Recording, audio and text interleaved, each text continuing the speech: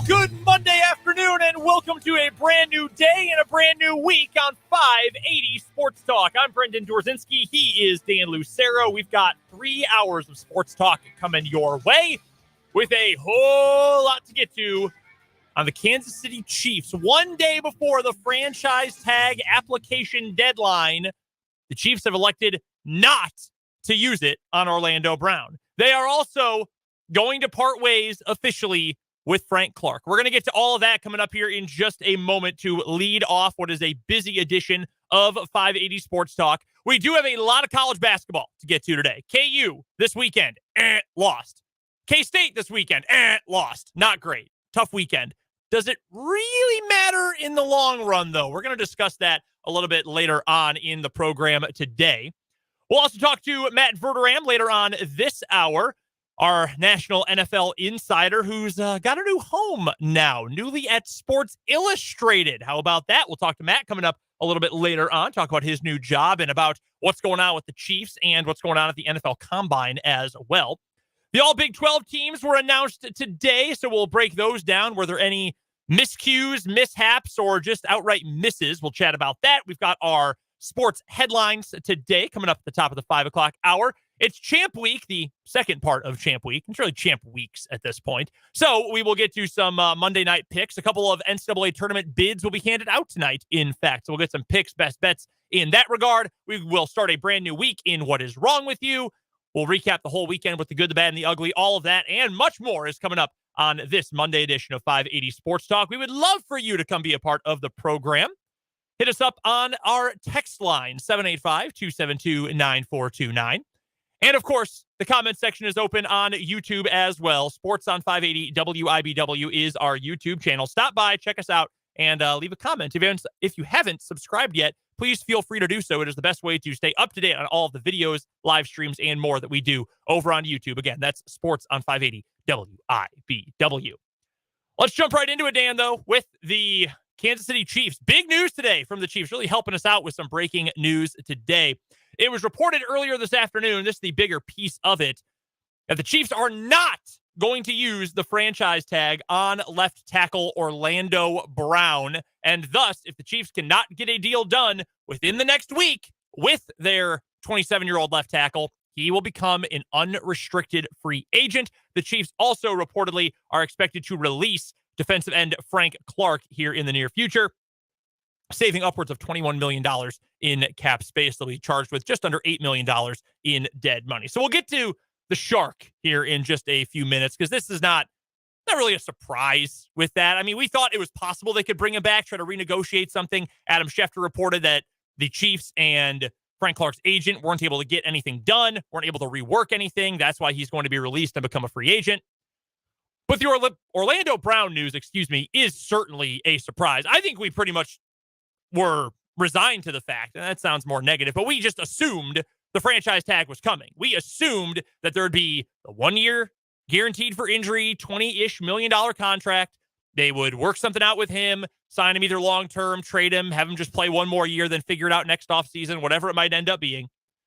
Instead, they're going to elect to not use the tag this year, not sit with that $20 million cap hit, and they will get one more week to try to figure out a long-term deal with Orlando Brown before he hits the free agent market. I was shocked when I saw this. I think pretty much everyone was, that he was not going to get the tag. Because, again, we thought it was a foregone conclusion. And yet, now the Chiefs are in a spot where they've got some big-time decisions to make. And I am at a point where I have no idea what that's going to be. I thought if they had tagged him, they were going to work out something long-term and just stick with it and say, hey, we're fine with good. That's enough. We'll pay him for the long-term. We'll figure out the back end of the contract later. Now I have no idea where the Chiefs are going. Well, what the decision not to tag Orlando Brown Jr. suggests to me is that they are placing a higher premium on having a little bit of nimbleness as it regards the salary cap, and maybe thinking that, hey, we can still get something done with Orlando Brown Jr. We're going to put an offer in front of him. We know it will be a competitive offer. We believe it will be what the player is worth. If it's not what he wants, then he'll sign with someone else and we'll have to move on to our plan B. But what we don't want, if we is Brett Veach in the Chiefs front office, what we don't want is to have $20 million of our salary cap tied up in this offseason where we might need to be nimble and restructure a veteran player, re-sign a younger guy or two.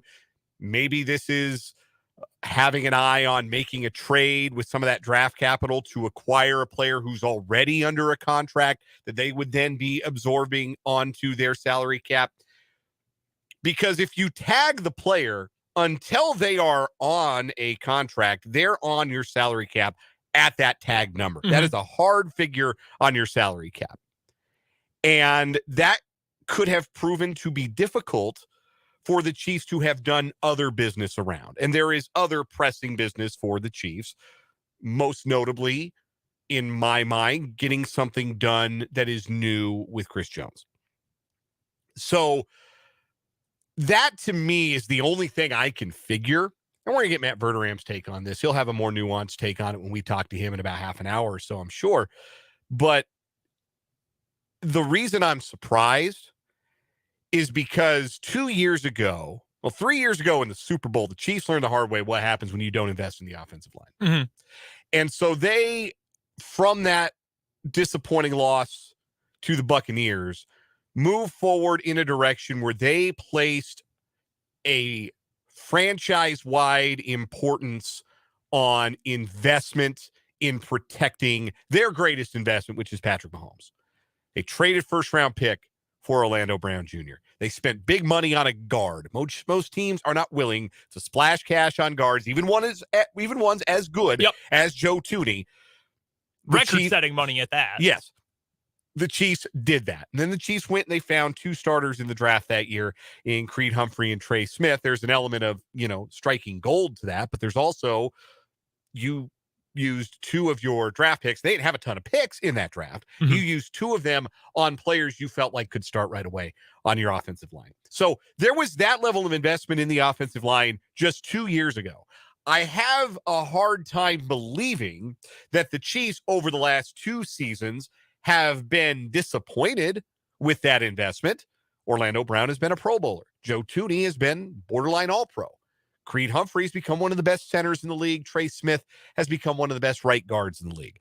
They got what they paid for in Joe Thuney. In Orlando Brown Jr., I argue they got what they paid for as well, in the sense that we want to make sure Mahomes' blind side is protected at a high level. It has been, and they reaped what they sowed, which was a Super Bowl championship. And another one. And in a financial and draft capital sense, too, you really didn't give up all that much to get him. I was talking about that a couple of weeks ago, that you really didn't give up all that much to get Orlando Brown. You moved back 20 picks from the late first to the mid-late second. You swapped some late picks. You got a franchise left tackle, and you still got Creed Humphrey and Nick Bolton in the second round that year. Like, that has already paid for itself easily.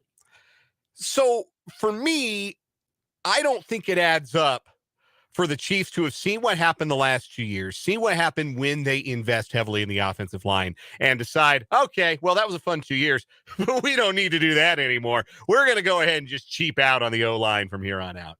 We're going to go ahead and just plug in a left tackle, doesn't matter who it is, and we're going to be A-okay, because our interior, in truth, the interior is still set for a couple of years. You're 2 years out from having to really talk about contracts with Humphrey and with Smith. But they're missing two tackles now. Like, as soon as the new league year starts, their starting tackles from a Super Bowl performance in which they did not give up a sack to the team with the most sacks by a lot in the NFL this past season are no longer on the team. And all due respect to Lucas Niang, who I'm sure is a hard worker and a good teammate and loves his mother and is in favor of world peace and all of these things, I don't think Lucas Niang is the answer to a question that you want to be asking if you're the Kansas City Chiefs. So that's why this was eyebrow-raising to me, because I'm sure there's a long-term plan here that makes some sense, and I look forward to seeing what that is, but I can't imagine that there isn't. I can't imagine that this is just, yeah, fine, whatever. Orlando Brown Jr., thank you for your service. We have determined the last 2 years that we can get away with anything at left tackle, because no, the hell they can't, which is why they traded for the guy in the first place. It's an interesting situation in that you would expect this team has a plan in place. I mean, look at what Brett Veach has done in the past. I know Jake mentioned this with Fulton on Mic'd Up today, but before they went out and got Orlando Brown, the Chiefs tried to get Trent Williams. They tried really hard to get Trent Williams, and they nearly got him. I would imagine there is something in the pipeline right now. Either they do have a deal, a framework of a deal already set with Orlando Brown. They've got a trade worked out. They know someone else is going to get cut. They want to swoop in on. I don't know what that plan could be. If you want to get creative and throw out your bold prediction here, they bring back Andrew Wiley, move him to your left tackle, and then they make another trade for a tackle on a franchise tag, and they go get Caleb McGarry, who the Falcons are going to tag before tomorrow's deadline, and he's going to play your right tackle spot. I like McGarry a lot. I think he's a really nice player. I think Atlanta would like to keep him long-term, but maybe that's out there, and that's an option. That's just a couple random names and a couple random chances or choices. I have no idea where you go from this point, but it's impossible to think that they've got nothing planned, right? Like, this team is so, and this front office specifically is so almost anal about having a plan and going into years with a plan. That's why they're successful. It's why they win. Right, exactly. Going into the year with the disastrous offensive line at the end of the season, the plan was bring back everyone. We're going to run it back 22 people, 22 starters, offense, defense, and we're just going to do the exact same thing. It didn't end up working because they didn't have the depth, but they had a plan. Then it was, okay, we will never let this happen with our offensive line again. Okay, great. Then it was, we're going to go way younger on defense, and we're going to rebuild our secondary. Our secondary was pretty damn good in the Super Bowl. Pretty damn good on that entire run to the Super Bowl, even when there were doubters. I don't even call myself a doubter, but people who were a little bit more pessimistic about it than others. You were more on the optimistic side of the spectrum. I was more on the pessimistic side. Proved everyone wrong. They played better than I think anyone could have wildly dreamed of them playing. So they've always got a plan. They've always got a goal in mind for how this roster is going to look and what they want to accomplish, which makes me think there's something going on here. But it almost, as someone who likes to have control of things, it almost makes me frustrated. Like, damn, I want to know what that is. Yeah, like what is that plan? I want to turn the page. I want to, go to the next episode at the end of this particular Netflix series. I want to go to the next episode. I want to see what Brett Veach and company have cooking, because generally it has worked out really, really well for the Chiefs. So that's why when this kind of thing happens, just focus on what you know. Not what you don't, not what people can speculate. What we know is that they are not going to franchise tag Orlando Brown Jr. And there could be a lot of reasons for that. And there are a lot of really good reasons for deciding not to do that or making it public when they made it public. There are a lot of reasons why that could be the case that don't involve they're done with Orlando Brown Jr. Or there's 0% chance Orlando Brown Jr. is the left tackle next year. I would still say it's more likely it's him than it's anyone else. I don't know, what that means or what broader percentage I would put on it, but they've got now a chance to negotiate, and maybe, again, we're talking about an agent for Orlando Brown Jr. who doesn't represent, I believe, any other NFL players. I think this is his first NFL player that he's ever represented. Maybe this is something to give a comfort level to that side of the table in a negotiation like this. Maybe this is the kind of thing that the Chiefs are doing in good faith. That is possible. That's all possible. But again, what we know is what we know. And that is that he's not going to be franchise tagged. And the positive in the short term for the Chiefs is that it does allow for them to have a little bit of nimbleness underneath the salary cap. The one unfortunate timing related piece of all this for the Chiefs is that the two positions they need to pay, or two of the positions they need to pay a ton of attention to, offensive tackle and wide receiver, two of the weakest free agent classes ever. Those classes are so bad. And Juju, probably your best available wide receiver. Orlando Brown, by miles, your best available offensive tackle this year. Someone is going to have a big deal out for both of those guys. Now, Juju is probably, I would think, an easier re-sign if a player truly went to market, because I think a lot of teams are pretty comfortable with where their offensive skill position talent is right now, because there's been such a crazy influx of receiver talent in recent years. You might be able to get him at a not back-breaking deal. Everybody in the league could use a better tackle, except the 49ers with Trent Williams. Every single other team could upgrade at tackle and be better off for it. someone out there is going to say, yeah, we want Orlando Brown. The Titans, the Jags, the Colts, somebody is going to say, yeah, we want that guy. We need improvement on the offensive line. A similar position that the Chiefs were in this time last offseason, or 2 off seasons ago now. That might be difficult. That's why I would hope, because I've been in the camp of pay the guy the entire time. I hope there's some sort of good faith. Look, we want to keep you. We can't make it work at the current franchise tag number. Hold out for our offer. If you don't like it, then go to market. Maybe there is something like that. I will ask you this, though, in terms of offensive tackles.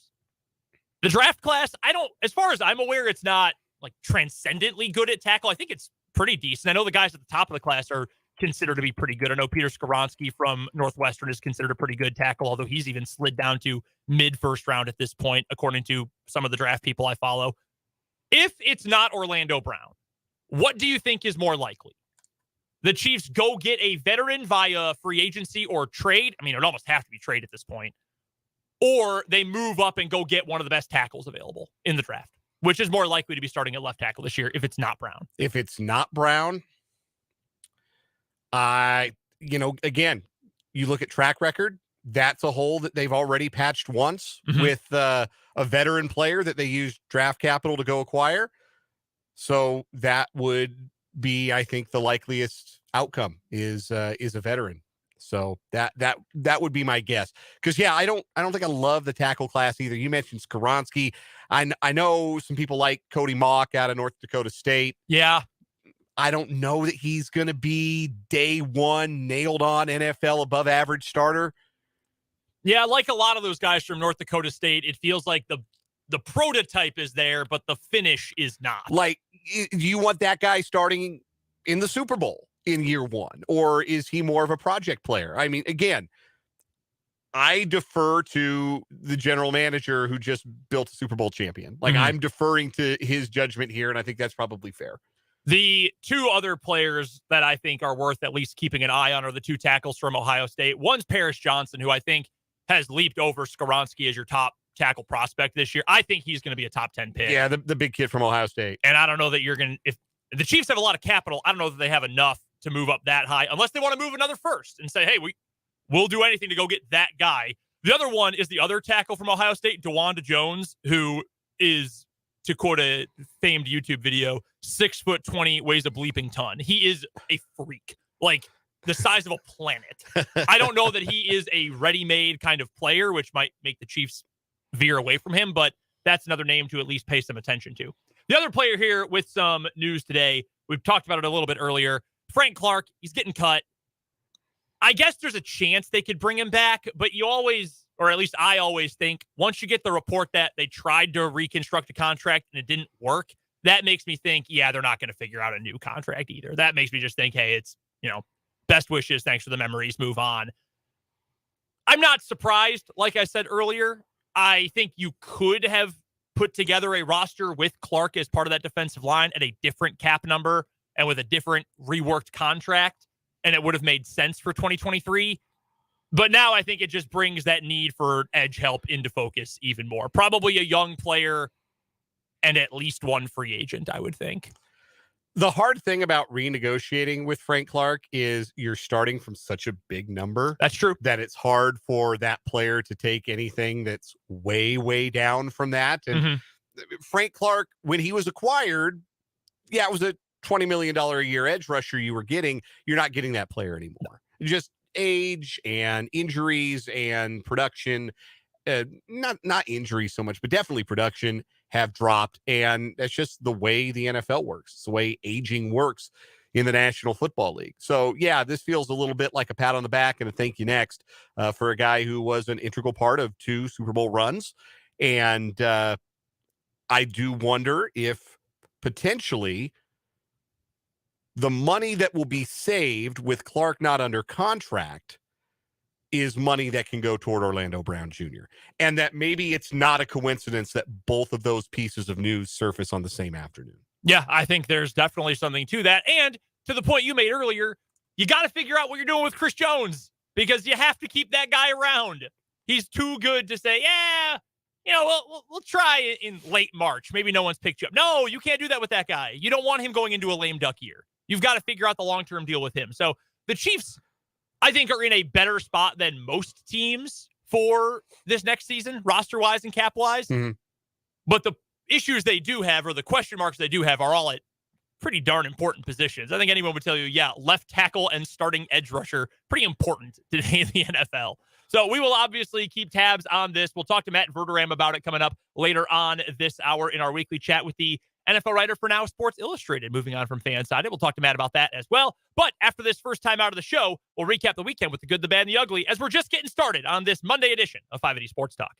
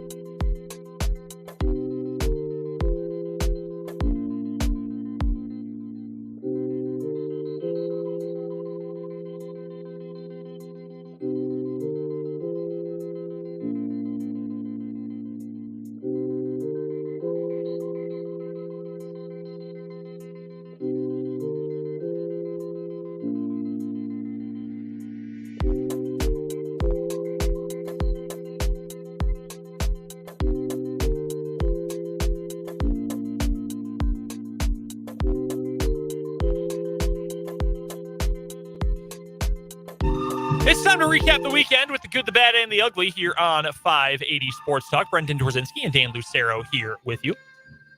My good for the weekend, it's March.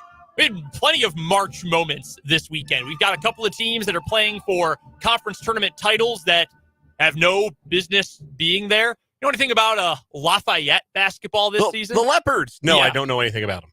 They ended the regular season 9-22. They have moved on to their conference title game this week. Really? They could go to the tournament at 12-22. Who are they playing in the Patriot League championship game, I ask? Unfortunately, they have to play Colgate, which is maybe the second best small major program in the country this year after Oral Roberts. And, well, it depends on if you consider Charleston small or mid-major. Charleston's really good, too. So, yeah, it's we've got upsets abound. We've still got tons of every day there's a buzzer beater that I see. Tennessee Tech and SEMO was incredible on Saturday night. That was a crazy game. Tennessee Tech thought they had won it on a game-ending three-pointer for their first tournament trip since 1973, I believe it was. Unfortunately, foot was on the line. If the player wore a size 10 instead of a size 12, they'd be going dancing. Instead, SEMO won in overtime. Yesterday, non-tournament game, but Houston, number one team in the country, they survived an upset scare from Memphis with a buzzer beater. It's March. Best time of year. Best basketball of the entire year is played in the college game right now. And we've got more tournament games and conference championship games coming up today. Yeah, going to be an awesome week of basketball. Probably the best week of the year. For sure. Before the next week, which is the NCAA tournament. I just had a really, really nice weekend. Yeah. My wife and I went to the Meriden Ozaki Foundation pancake feed on Saturday morning. Nice. Benefiting Jeff West High School students. That's where my wife went to high school. So went out, had some pancakes, had some biscuits and gravy. Went to the Topeka Shawnee County Library, saw their Negro League art exhibit, Shades of Greatness. That's going to be there through early May, I believe. If you are in the area and can go see that, go see it. Bob Kendrick was in town, of course, director of the Negro League Baseball Museum. He spoke at the library on Saturday. Just the best. An absolute joy to hear speak. Shout out to our guy Vance. He was there too. He said hello. So got to meet Vance. That was cool. Just really enjoyed the weekend. My wife and I went for a walk. It was great weather yesterday, so we went out for a little walk. Liverpool beat Manchester United 7-0 yesterday. That was cool. Like, it was a good weekend. Just really, really good weekend. My bad for the weekend is me. I was my bad for the weekend. You may have heard over the course of the last 5+ years, I don't sleep a lot. I have a fairly unorthodox sleep schedule. I like to go to bed late. Waking up, not really a big fan of it. Just in general, I guess, but especially when I have to wake up early. So I was pretty tired last week. A lot of sub-state basketball, a lot going on the show. Just long week of work, energetic week of work. Then this weekend, Abby and I were busy. We had a concert on Saturday night. That was a lot of fun. Probably stayed up a bit too late, both Saturday and Sunday night, much later than I should have.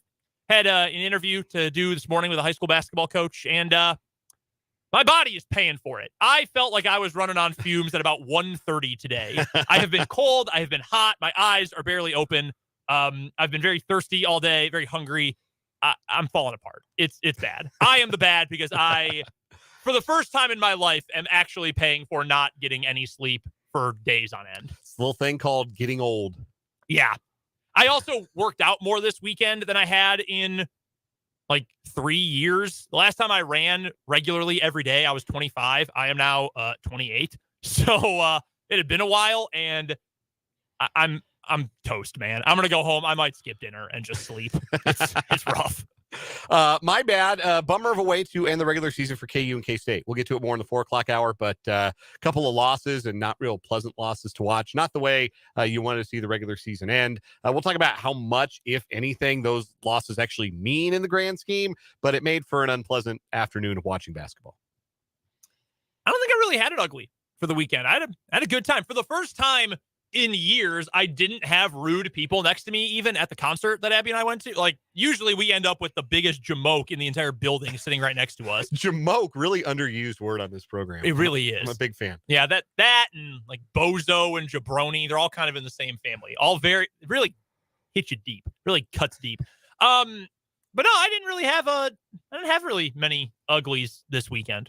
Good. Which was nice. It was, other than the fact that now I feel like I am, halfway into the grave, I had a pretty good time. Two quick uglies that I will get to. Number one, Mark Adams, Texas Tech head coach, not for much longer, doesn't sound like. We have not had nearly enough coverage of the fact that he spit on a player. There's been all this, he used this quote from the Bible, and he was, conjuring images of slavery, talking to, a black athlete. Okay. All of these bad things, he is very dumb for thinking that was an okay thing to say. Like, very dumb. Did you not see what happened to Greg McDermott literally 1 year ago? Yeah. He also spit on a player, and no one is talking about this. He was real phlegmy. He had cold. He was real phlegmy, and it was an accident. And then he allegedly told said player, I can spit on you whenever I want. No, you cannot. Yeah, absolutely you can't. I said, well, I don't remember saying that. I bet you don't. Yeah. That was my one thing. The other thing, and I know Jake and Fulton covered this ground pretty thoroughly on Mic'd Up. So I'll just say very briefly that it is very unfortunate that the Washburn Rural boys basketball team is not heading to the state tournament this coming week. And it is unfortunate they are not heading to the state tournament because the officiating crew in the game, I thought, exercised poor judgment in ruling a technical foul on them at the end of the second of what would be 4 overtimes with 0.3 of a second to go. The rule books allow for a bench warning unless the offense is judged to be a major violation.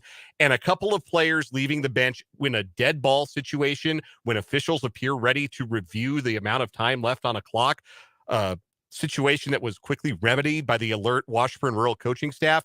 does not, to me, rise to the level of a major violation. And I think it's really unfortunate that that technical foul was called and cost Washburn Rural a trip to state. Thought that was really, really unfortunate judgment. No, very eloquently put. And more than I probably got a little too feisty on Twitter on Friday night. I think a lot of people did. I will hold my tongue on most of it and just say I feel bad for the rural kids. They had a hell of a season. First year for Alex Hutchins as their head coach. Jack Batchelor, what a gutsy way to go out for his rural career. Just a bummer it ended the way it did. Absolutely. Let's get to a quick break. Matt Verderame of Sports Illustrated is going to join us next here on 580 Sports Talk. I'm Jim Chesko with your money now. After notching solid gains.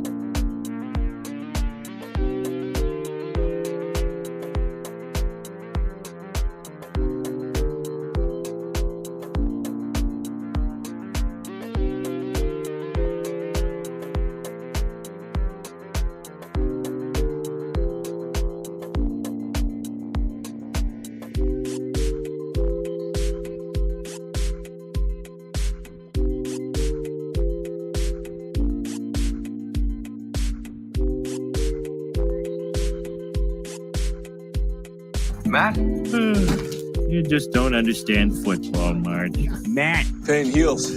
Chicks dig scars. Glory lasts forever. How can you not be romantic about football, man? Bottom of the 3 o'clock hour on a Monday afternoon, and that means it's time to talk to national NFL writer and insider Matt Verderame. He joins us every week to talk all things NFL, and man, do we have a lot to get to today. Of course, you can find Matt on Twitter at Matt Verderame. And Matt, let's start things off with the new place where you can, or where we can find your writing as well, taking over a gig over at Sports Illustrated. Yeah, joining SI after 8 years at Fanside. Extremely grateful for my time there, but very excited to go over to SI. You can read me in the magazine, online. I'll be on the MMQB podcast. So I'll be everywhere. You can't avoid me. But, yeah, if nothing else, you can certainly find me on Twitter.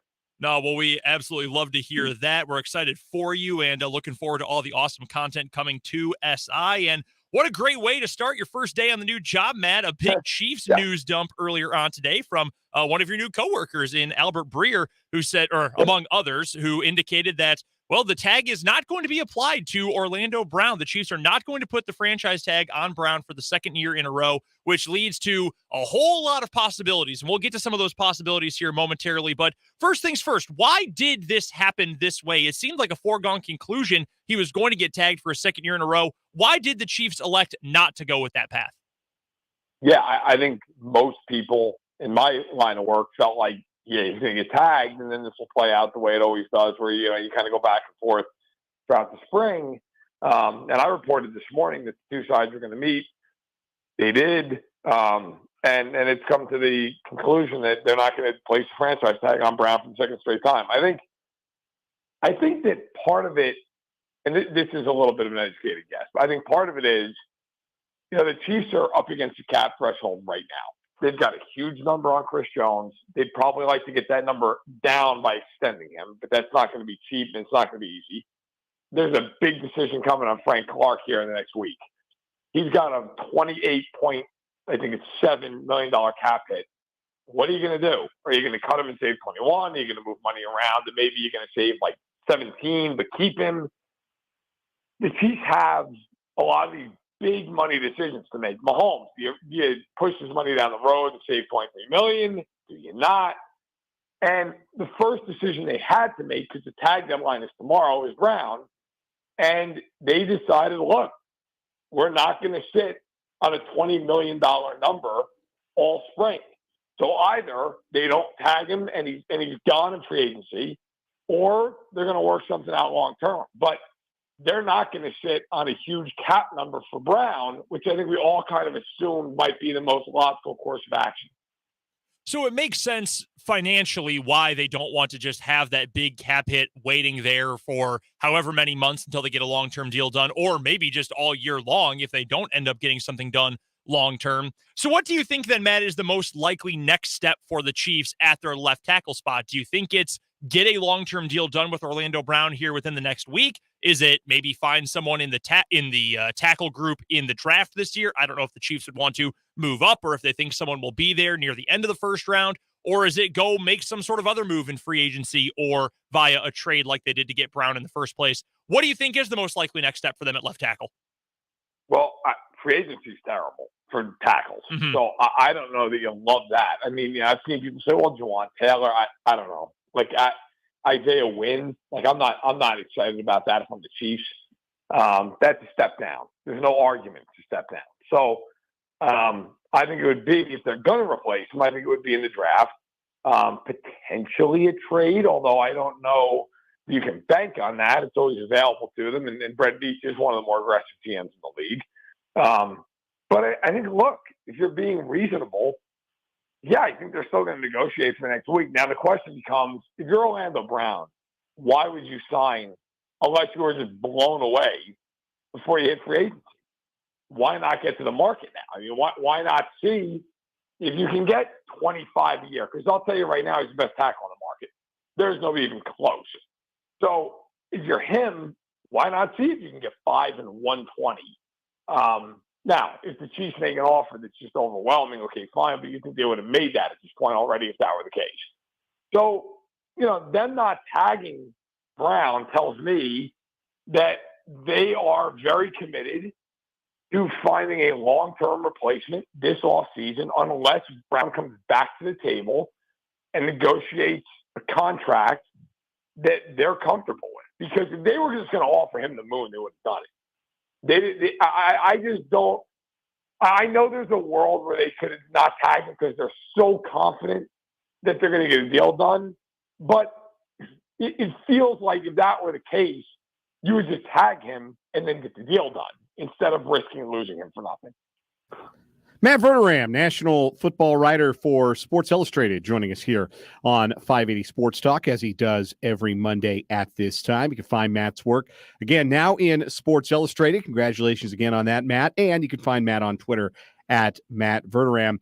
Matt, if Orlando Brown Jr. is wearing a different uniform next season, do you think that Andrew Wiley is more likely to be wearing a Chiefs uniform next season? And do you think that he might be an option for the Chiefs at left tackle? I think he's more likely to be in Kansas City for sure in that snenario. Bills have more money. And I don't think you're trying to fill out both tackle positions, right? At that point, I think if you're Veach, it makes more sense. Okay, bring him back, lock him in, and then go figure out left tackle. I don't think that he would be a top option at left tackle. Now, could he play it? Sure. I think they wouldn't want to start moving guys around. I think it makes more sense to keep him right tackle. I know they have Niang, but Niang hasn't played in a year. He's coming off patella injury. I mean, I don't think you're rushing out to have Lucas Niang and Andrew Wiley as 2 tackles for Patrick Mahomes. I think the Chiefs would draft a tackle. I think if Brown walks, I think if you're the Chiefs, you're damn near compelled to take a tackle in the first round, which is why I'm honestly very surprised by what they did today, because that's not how they typically like to operate. No team likes to be boxed into a corner. They really don't like to be. Veach is ultra aggressive. They usually make sure they're not in a spot like that where they're forced to pick a position. Which is why I think there might be more to this than meets the eye. And I'm not trying to be cryptic. Maybe they just figured, look, we're not going to sign him at the number he wants, and we're not going to carry a $20 million cap hold. Okay, that makes enough sense. But you do wonder if they just maybe said, look, what you're asking for, we're not paying. Nobody's paying. Come talk to us in a week and a half, in 2 weeks. And maybe they're right, maybe they're wrong, maybe I'm completely off base. I have a feeling that they're not done talking to Brown because they do not want to be in a position, or come April 27th, they have to find a left tackle. That's a very risky spot to be in. You obviously were in Indianapolis for the NFL Combine last week and got to be around and see plenty of the draft buzz regarding the tackle position in the draft. What is your feel for how many starting caliber guys are there available that are high-level guys who could walk into the lineup day one and help a team at the left tackle spot? Is there a guy? How many guys are there like that in this draft? Yeah, it's a great question. I talked to one NFL scout who told me that I actually just asked him point blank, what is your favorite position in this class? And he said the offensive line. There's good depth. I do think if the Chiefs are in a position where they have to take a tackle real early, it's not the worst class to do it in. The problem, of course, as you mentioned, they're picking last in the first round, which is a great problem to have. You just won the Super Bowl. But in the draft, it creates issues. Now, they're going to have 11 or 12 picks, depending on the comp formula and how that all shakes. But, they're going to have to be a little aggressive. In terms of how many guys there are that could be starters, I'd have to go there, or actually not have to go back and really look and count through. But I would say, realistically, there's a couple options toward the top of the draft that I'm going to make a chance at. And then, between the first and second rounds, you're probably going to have 8 to 10 offensive linemen that get picked. Now, how many of those guys are you confident in to start day one as Patrick Mahomes' blindside protector? That's a different question. And I don't know the answer to that because the Chiefs, look, they'll help their tackles at times. If they don't want to help a ton, they don't want to take guys out of the pattern. So that's where you wonder, would the Chiefs try to move up aggressively? Would they try to get in the middle of the first round? God knows they're going to have the picks, and they don't have a ton of need, so they could. But I think that's what, to me, of all the different little subplots of this decision, that's what makes this the most interesting, is if they don't sign Brown, and they still have a week to negotiate with him exclusively, but they don't sign him, makes it very interesting going into free agency. Do they sign a bridge guy? Do they sign somebody like an Isaiah Wynn? Or they say, look, he'll compete at least? Or do they just say, we're going to the draft and we're going to get a guy and we're going to trust that guy? Takes a lot of guts to do that when you got Mahomes at quarterback. We're chatting with Matt Verderame, national NFL writer for Sports Illustrated and SI.com. He joins us every Monday, bottom of the 3 o'clock hour, to talk all things NFL. You can also find Matt on Twitter at Matt Verderame. Speaking of the Combine, Matt, the biggest story of maybe any single player from Indianapolis this week was Anthony Richardson, the quarterback coming out of Florida. Now, obviously, this isn't a position that impacts the Kansas City Chiefs, but could have a major impact on the top of the draft overall. He made waves with all of his crazy athletic testing, but I'm of the belief that everybody already knew he was going to have crazy testing numbers. I mean, watch him at Florida. He was obviously going to be the best athlete of all the quarterbacks when we got to Combine weekend. Do you think he actually changed his stock at all with some of his testing numbers, or was that sort of a foregone conclusion already? Yeah, that's more of a media thing. That's more for all of us to sit there and say, oh, QB1. But it's like, yeah, listen, like everybody in the world that watches college football knew he was going to be great at the Combine. I mean, the team that drafts Anthony Richardson, they don't have to get comfortable with the person. The person, by all accounts, is great. Yeah, the athlete is outrageous. The arm talent, all of it. It's all there. The question with Anthony Richardson is going to be, are you a team that is patient enough to sit him for a year? Are you patient enough? Do you have enough equity as a coach in that building, as a GM in your building, that you're not going to get fired at the 17th season? Because he did not even throw 500 passes in college. He is very raw. He is not accurate. Now, that does not mean he's not going to be. He might turn out to be a Hall of Famer, but he's not a guy who was a 3-year starter who threw 1,200 passes. He didn't do that. So I really think the team that takes him would be really wise to basically put him on the Mahomes plan. Sit him for a year, let him learn, work out some of the, the kinks, the mechanics, and maybe some of those things that'll fix his accuracy. But no, I don't think there was any team in the NFL that went to Indianapolis and watched Anthony Richardson and went, wow, who's that? He looks amazing. If that's the case, everybody in the building should be fired. So, do I think it maybe moves them up a couple of pegs? Sure. I don't think it made some massive overall difference in the way teams are evaluating. Last one I've got for you, Matt. Is there any player who did completely change how some teams view him at the Combine? It depends what happens with Jalen Carter, but that didn't help.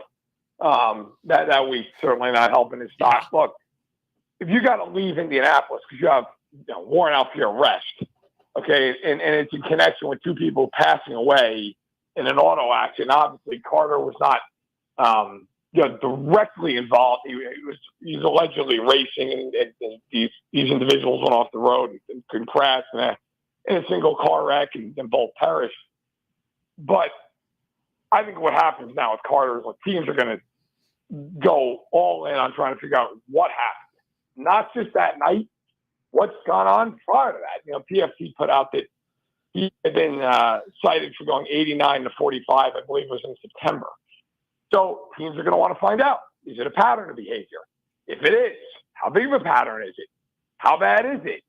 You're going to have teams, especially that high in the draft, you're going to have teams talking to everybody imaginable in Athens, Georgia, trying to figure out who is this guy. Because you can't take a guy that high with any real major questions about the person and feel okay about the pick.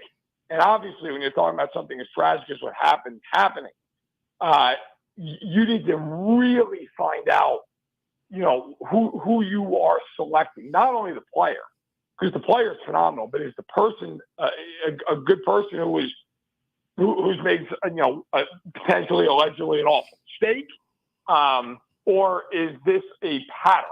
And so I would say of anybody at the Combine, dependent upon what the next few months hold, Jalen Carter might have affected his stock more than anybody with what happened last week. Matt Verderame covers the NFL now for Sports Illustrated. You can also find him on Twitter at Matt Verderame, and he joins us every Monday to talk all things NFL here on 580 Sports Talk. Matt, as always, thank you for the time. Congrats on the new gig, and we'll talk to you next week as we get ready for free agency. Thanks a lot, guys. That is Matt Verderame, now from Sports Illustrated and SI.com. Awesome to get to talk to Matt about all things NFL. We've got to get to a top of the hour break for the national and local news, but we've got a lot of college hoops talk to get to next hour on 580 Sports Talk.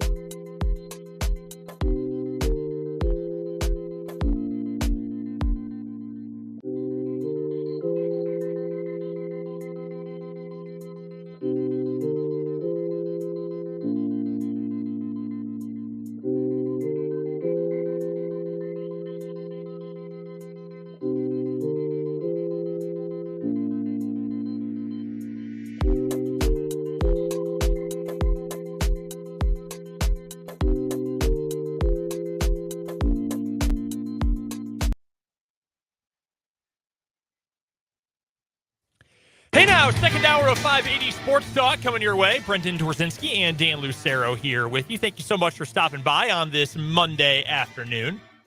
Not a victory Monday for either KU or K-State. Yeesh, tough weekend for both the Jayhawks and the Wildcats. We'll talk about those games coming up here in just a few moments, and whether or not they actually mean anything in the long run, I kind of lean toward no, but we'll discuss that here in just a moment. Also this hour, we've got our first What Is Wrong With You of the week. 2 news stories going head to head. And we'll talk about the all Big 12 team picks as well. This might be the least debated all-league team ever. Seriously, I barely have anything to even gripe about. It's amazing. It makes me think that I'm missing something. Yeah, like they did a good job. An incredible job. Question mark? Yeah, it seems like they did. A good showing for both KU and K-State, too. State of Kansas runs basketball in the Big 12. Don't forget, you can be a part of the show. The text line is open. 785-272-9429 is the text line number.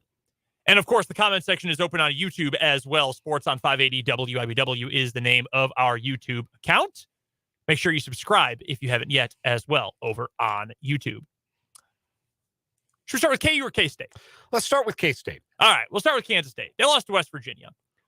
I think it's a pretty easy one to explain away, and I don't think we learned anything new about K-State in their regular season finale. They did not have Desi Sills, and best wishes to Desi and his family and loved ones, a funeral, a death in the family, or extended family, whatever it might be. So best wishes to him. He will be back in Kansas City for the Big 12 tournament. K-State doesn't have depth. We've known that for most of the year, that there's not great depth behind your top 7, probably. I mean, 6, maybe even. That's really all you need in March, but in the regular season, when it's more of a grind, that can wear on you. And when you don't have a guy who had a legit argument for Big 12 Sixth Man of the Year at your disposal on the road, I think it's pretty understandable why you might have some struggles. And Desi Sills has been playing really well recently. Yeah, he had played so well, particularly on Wednesday, that for him to thrive in that role and for the team to have thrived with him in a starting role the way that they have the last handful of games, for him to be out certainly made an impact. It just felt like in the half court in particular, there just wasn't as much coherence to the Kansas State offense. There wasn't as much of a flow to what they could do in the half court. And Desi's a guy who can make momentum plays on both ends, whether it's scoring or maybe getting a chase down block on the other end. He's an energy and a momentum player. Yep. And Kansas State, particularly in the second half, as that game started to get away from them, really missed that. They missed his energy. They missed his presence. I thought in a big way. I mean, Noel and Johnson, I thought both played pretty well. Yeah. There just wasn't a lot to complement them. And I think that Sills was kind of the thread that didn't quite connect the two stars to the rest of the operation in a way that he usually does. Yeah, I mean, we just spoke on, I think it was Friday last week, about the need to have those 3 weapons, especially once you get to the postseason. And yeah, Noel did his thing. Keontae did his thing. Cam Carter was okay. He was fine. Naquan Tomlin got up 3 shots. And in a game in which you don't have Desi Sills at your disposal, and I know he got in foul trouble, he only played 23 minutes, you've got to get more out of Naquan Tomlin. Especially, again, as well as he had been playing, for him to not play well. And they have some veteran guys they could throw at him, Emmett Matthews, and guys that they could throw at him and make it hard for him to, establish room in the paint or whatever it is. But for him to, it'd be one thing if he went like 1 for 10 from the field. You say, oh man, he had a bad game. But if he only gets 3 shots, you're not involving him. And that again, to me, speaks to the difficulty that Kansas State had in the half court. They got bailed out at times by some shot making by Noel and by Johnson, but they just didn't look as efficient, didn't look as together in the half court. And I think they really have benefited. Again, these last few games, we've seen the results speak for themselves. Having 3 ball handling guards on the floor for them and the bulk of the time, I think just helps the ball move a little crisper and gets guys some better looks. So, yeah, I certainly think they missed Sills, and certainly the supporting cast didn't perform as well. But we said all along, that was a really tough spot for Kansas State. Absolutely. Going to Morgantown, long road trip, against a team that record-wise, they're pretty mediocre, but numerically, like analytically, the numbers have loved them all season long. What did you tell me the other day, that going into Saturday was the first time all year K-State had been higher than West Virginia in the Ken Pom numbers? Yes. That's crazy. Yes. There's a reason Kansas State went into that game as a 4.5-point underdog. Like, sometimes you go on the road against a team with some desperation. They have a bunch of seniors. It was their senior night for a bunch of guys. And Kansas State, I'm sure, can attest how much energy and how much life that can give you. And they, to me, were not able to match West Virginia's energy. Yeah. And they were not able to match West Virginia's desperation. And that is why they lost that game. I don't think it's any more complicated than that. I didn't watch that game and think, oh, man, a fatal flaw has been exposed and the end is near for the Kansas State Wildcats. I just think that if you're going to win on the road in this league, if you're going to beat anybody in the Big 12, I think it's true about going on the road, I think, in any league, but I think it's true about every game in the Big 12. Yeah. If you do not meet or exceed the energy and effort level of your opponent, you are going to get got. And that, I think, is what happened to K-State. They got. That happens sometimes. So here's the question then, because, I mean, it seems in the grand scheme of things, and I know the tournament committee, when they put all this stuff together, when they seed the bracket and all that, which they're going to do this weekend, they're told explicitly, do not put more weight on recent games. Every single game during the year is supposed to count the same way. Should this impact K-State's standing? Not like, oh no, are they on the bubble now? No, are they a 2 or are they a 3 seed? Maybe where do they go the first weekend? Joe Lunardi over at ESPN bumped K-State down to a 3. I think that's harsh. I think K-State should still be on that 2 line. Maybe they slide from 6th overall to 7th overall or something, because UCLA's playing well, whatever.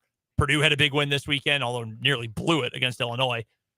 I don't think this should have any long-term impact on K-State. It's not like this was a bad loss. You lost by single digits on the road to a tournament team. Quad 1 loss. Well, that shouldn't have a major impact, I don't think. I wouldn't think it would.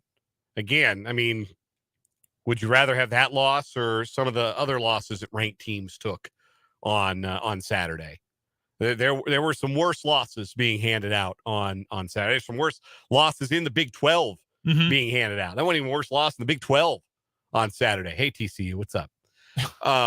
Hey, Baylor, what's up? Yeah, man, you want to talk about a team that looks like they just quit on that game.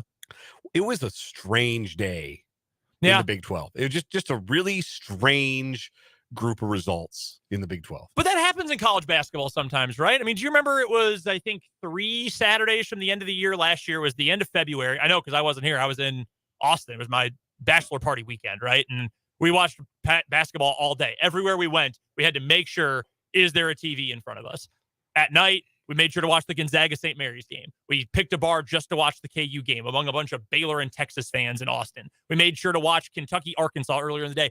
Something like 8 of the top 12 teams in the country all lost. And one of the teams that actually won was Baylor, who was also ranked in the top 10 and beat Kansas. Like, this happens sometimes. Look around the rest of college basketball. Alabama lost to Texas A&M, which is playing well. By the way, Buzz Williams at Texas A&M, coach of the year in the SEC. You want a league that did goof up their awards. I think the SEC did big time. But that's the sport sometimes. It's not a bad loss. And I think the same thing applies to KU as well. Yeah, the final score was lopsided. It was more competitive than that. Game was over essentially with 5 minutes left. What does it matter if it's a 10-point game or a 16-point game at that point?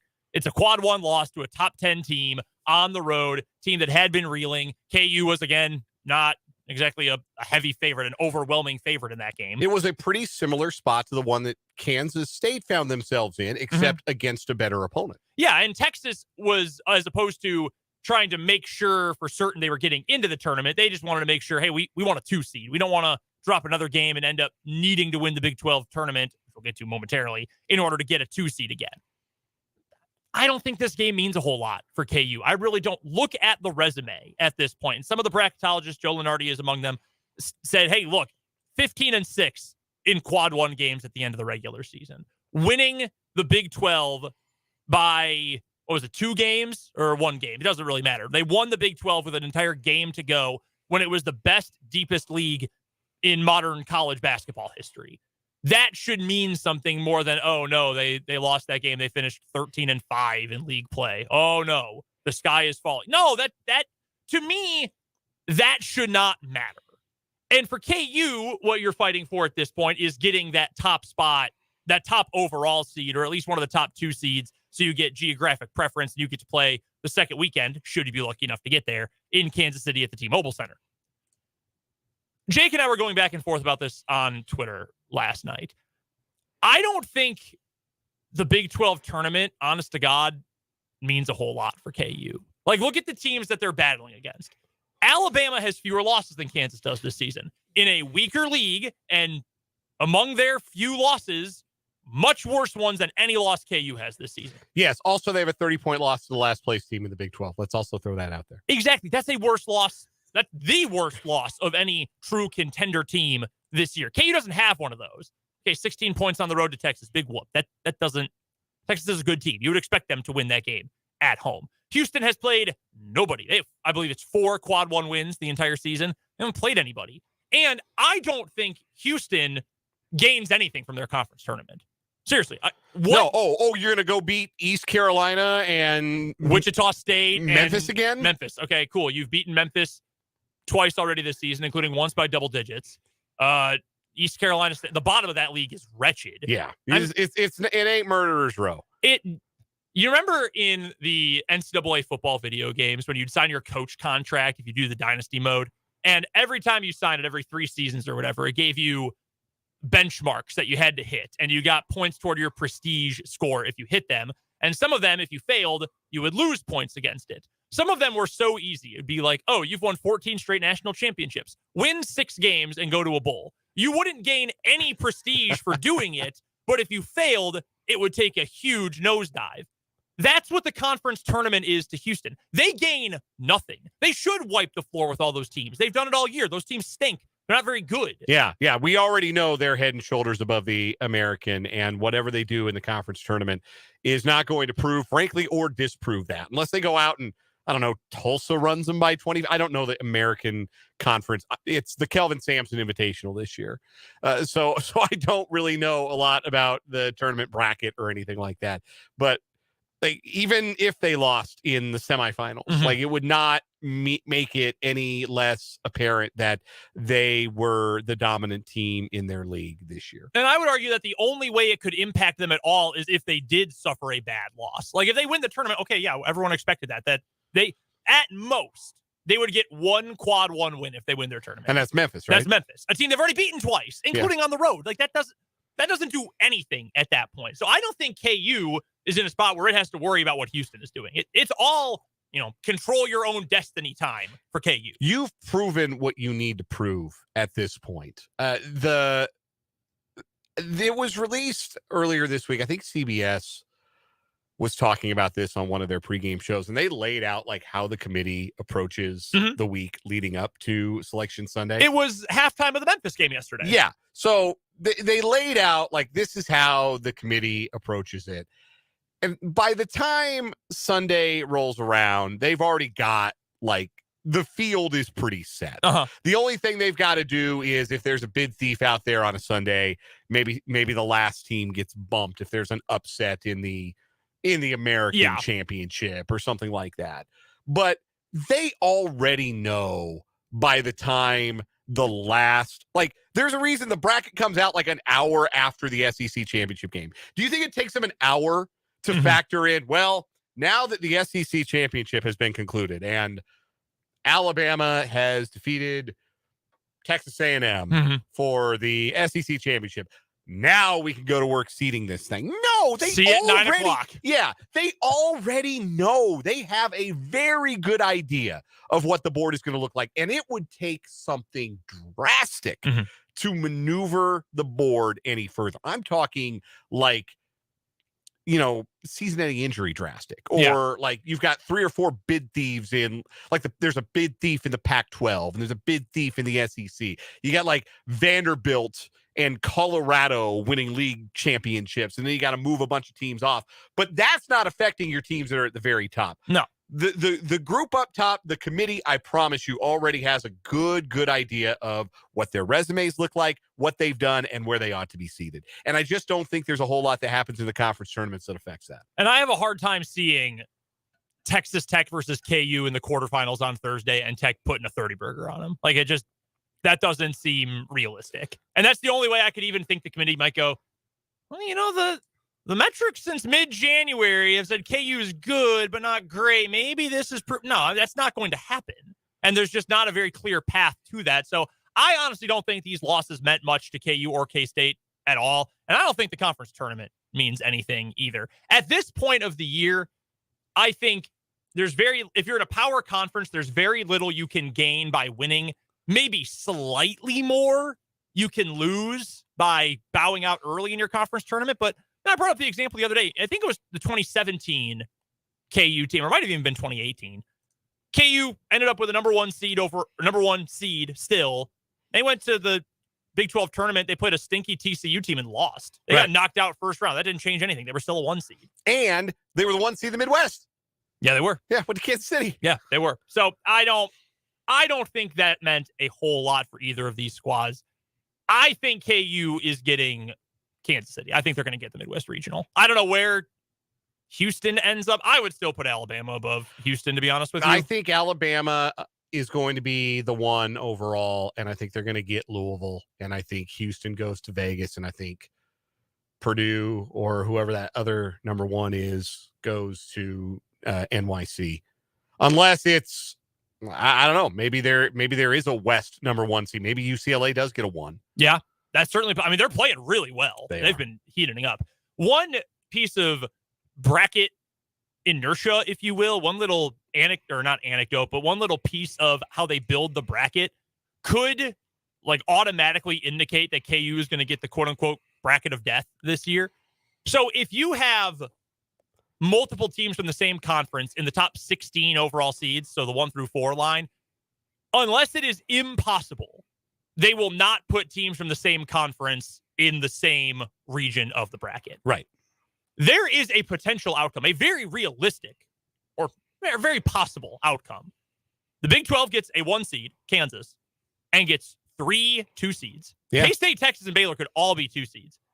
And then, because of the way the bracket shook out, KU, tough luck, you get Purdue as your 2 in your region. No one wants that. That is not the matchup anyone wants. So just if you're interested in the how do they put these teams, where they go, do they want rematches, do they want narratives, all of that, I think narrative supersedes rematch. I think it by rule has to, even though there's no rule about narratives, but we've seen that before. We saw KU versus Wichita State in the tournament in 2015. We know that's a thing. We did. And we know that's a real thing.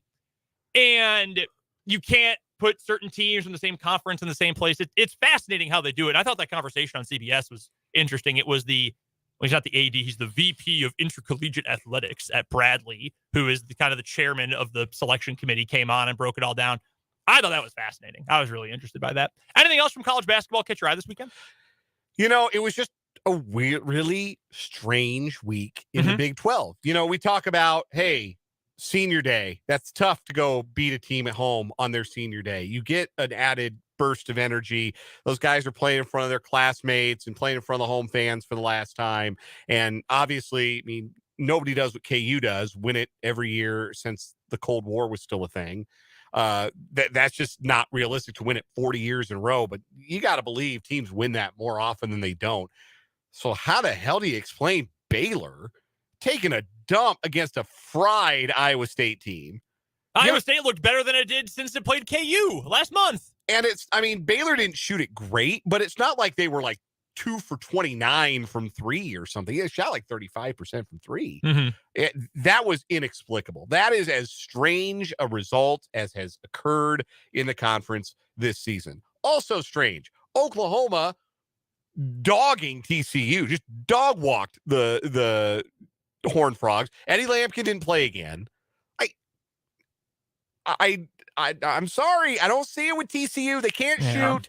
They cannot shoot. Yep. I love Mike Miles. At their best, they are really fun to watch. They might be as fun to watch as any team in the country when they are running and gunning and having fun. But I just don't think they are that team. And the loss of Lampkin makes them small. You can beat them up. And Oklahoma beat them up. Abby and I weren't watching that game. We were watching, must have been K-State at the time. And I looked at my phone because I had some significant interest around the college basketball world this weekend. And I come across the Oklahoma score. And I said a 4-letter word. And she goes, "What's wrong?" And I said, "Oklahoma's beating TCU 34-12. And she just looked at me like I had made that up. Like, what? How is that possible?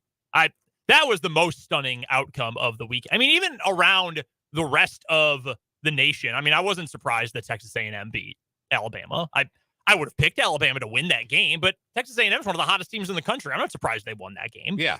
Houston winning on a buzzer beater over Memphis. Yeah, Houston should beat Memphis. It would have been a bad loss if they didn't beat Memphis. But that TCU game is the most I mean, they were out of it from the jump.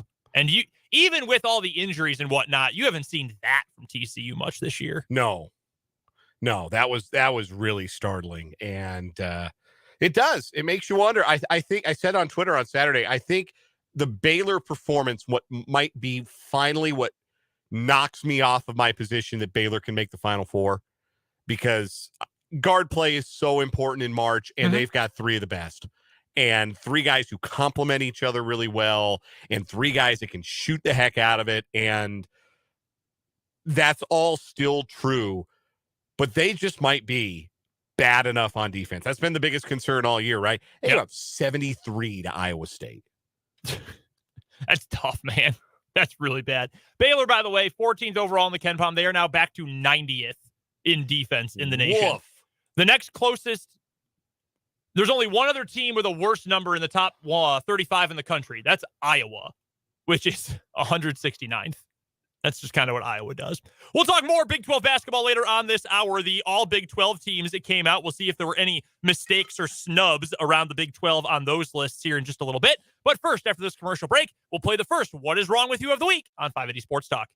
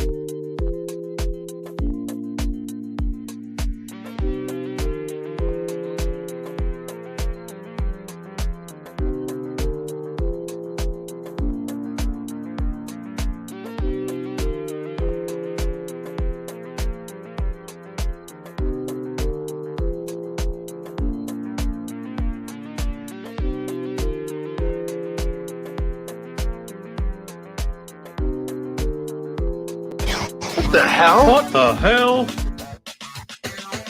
Let's find our first winner of the week in What Is Wrong With You on this Monday afternoon on 580 Sports Talk. 2 stories going head-to-head today. Dan, why don't you go first with your story? I will. There was a house fire in East Atlantic Beach on Long Island in New York. And You're an on Long Island guy, by the way? What's that? On Long Island, not in Long Island? I guess I'm an on Long Island guy. I don't know. I don't know if that's wrong. I don't know if there's any New Yorkers out there who want to correct me. Text line, you can do that, 785-272-9429. But East Atlantic Beach, there was a house fire and a fire truck showed up. Why is that? What is wrong with you? Well, one, because the fire truck caused the house fire. Oh, no. And number two, because the fire truck was not being driven by a fireman. Oh. No, it was a drunk guy who broke into a fire station, stole a fire truck. 22-year-old Wilson Uloa entered the firehouse in Inwood at Doughty Boulevard, hopped inside the pickup and drove it through a set of closed doors, crashed the truck in East Atlantic Beach, struck a utility pole, which caused a house fire. Responding officers found Uloa on foot and gave him a sobriety test, which they say he failed. I can't believe that. This guy failed the sobriety test? You're kidding me. Stole a fire department pickup truck, drove it through a set of closed doors, and then hit a utility pole and set a house on fire. As a non-drinker, I will never know what it's like to get so sloshed that you just do the most insane things. But I can't imagine my brain chemistry ever working out an equation where I end up thinking, I'm going to steal a fire truck. That fire truck is mine. As someone who enjoys a beer or two here and there, I also cannot imagine my brain chemistry responding in such a way that I decide, hey, let me steal this fire department fire truck and drive it through these closed doors. Like that is the level of inebriated that I have never in my life aspired to. Same. Big same. That's terrible. Man, I feel bad for the family or individual or whoever. Yeah, whoever lives in the house. I feel so betrayed. Yeah, the story's a little light on details, to be fair. But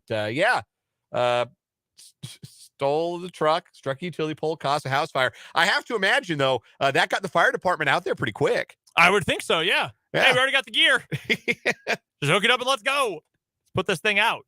Wow, that's terrible. My story is going to take us to Florida. We'll stay on the eastern seaboard, but we're headed to Florida, where we meet a Florida stripper who is facing domestic battery charges after allegedly striking her ex-boyfriend in the head with a large amount of rolled-up money in the town of Clearwater. According to investigators, 29-year-old Tiara Miller and the 34-year-old victim both work at the Baby Dolls strip club. No, not that one. Not the one drivable for us. No. This one is in Clearwater, Florida. The pair had dated for 6 months before separating about a week before the alleged incident. As charged in a criminal complaint, Miller and the victim, a security guard, were working together at Baby Dolls earlier this week when the man, quote, attempted to walk across the stage to speak to another coworker. Hey, you come into my place of business, walk across my stuff, I'm probably going to be a little peeved. So Miller then allegedly responded by taking a wad of money and throwing it at the victim's head, hitting him in the back of the head. Court records do not specify the size of the roll of cash or the denominations of the bills. Well, they don't have to. Yeah, I think we probably know. Not only they have to specify what kind of bills somebody working at a strip club might have on them in a wad. In addition to a misdemeanor domestic battery count, Miller was also charged with criminal mischief for allegedly damaging the victim's phone. She has been ordered to have no contact with her ex. However, she may continue to work at the strip club. She has been charged in the past with reckless driving, marijuana possession, and driving without a license. It feels like a battery charge is a little excessive for getting hit in the back of the head with a wad of money, but it might be a substantial wad of money. I think the restitution should be she owes him the cash. Yeah, fair is fair. Whatever you threw at his head now belongs to him. That's what I would say the punishment should be. Like, why are you doing that? I also want to know if it hurt. Like, was it tight enough that there was kind of a point on it?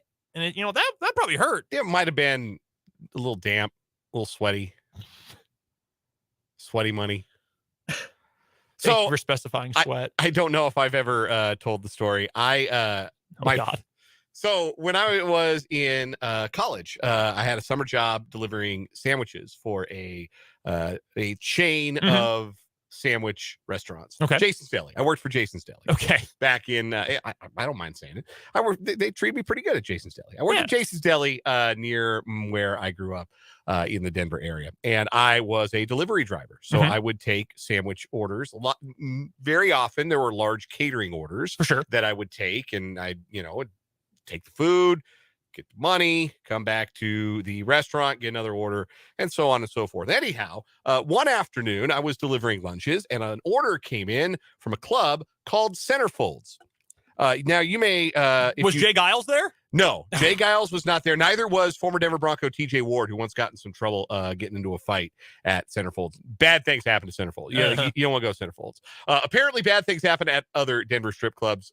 For details, you're gonna have to wait for headlines.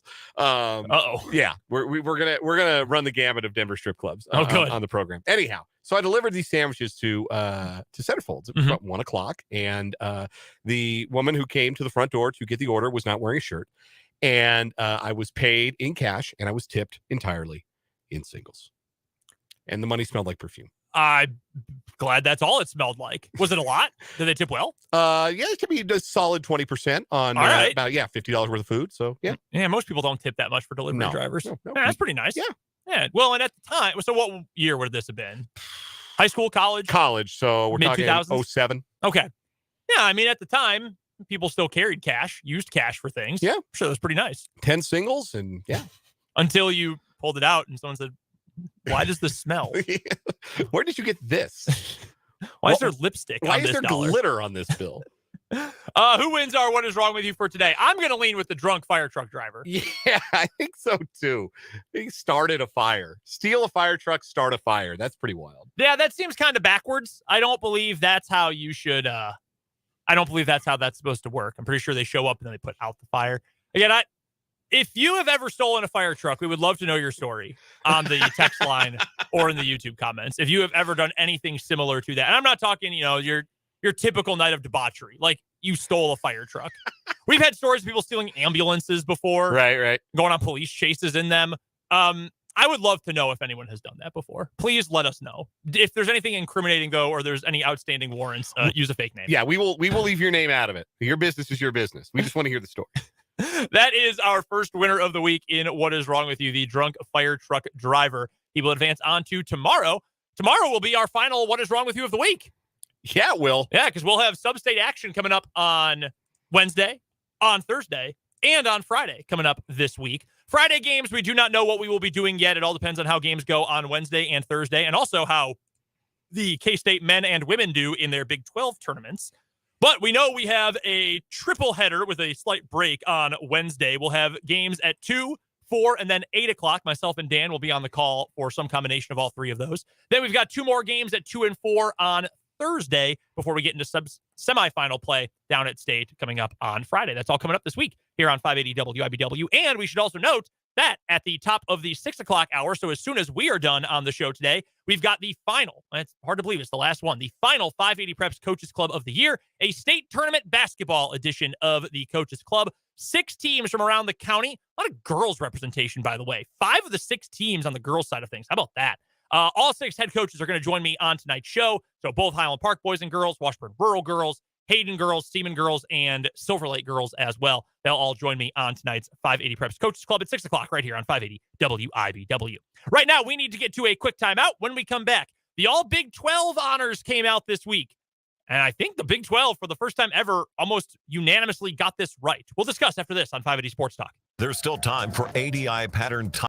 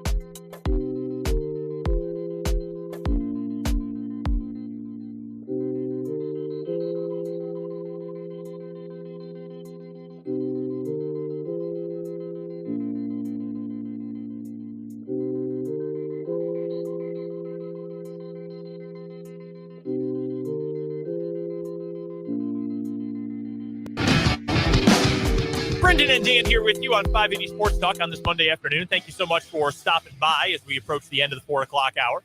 You can hit us up on our text line. 785-272-9429 is the text line number. You can also jump into the comment section on YouTube. Our channel is Sports on 580 WIBW.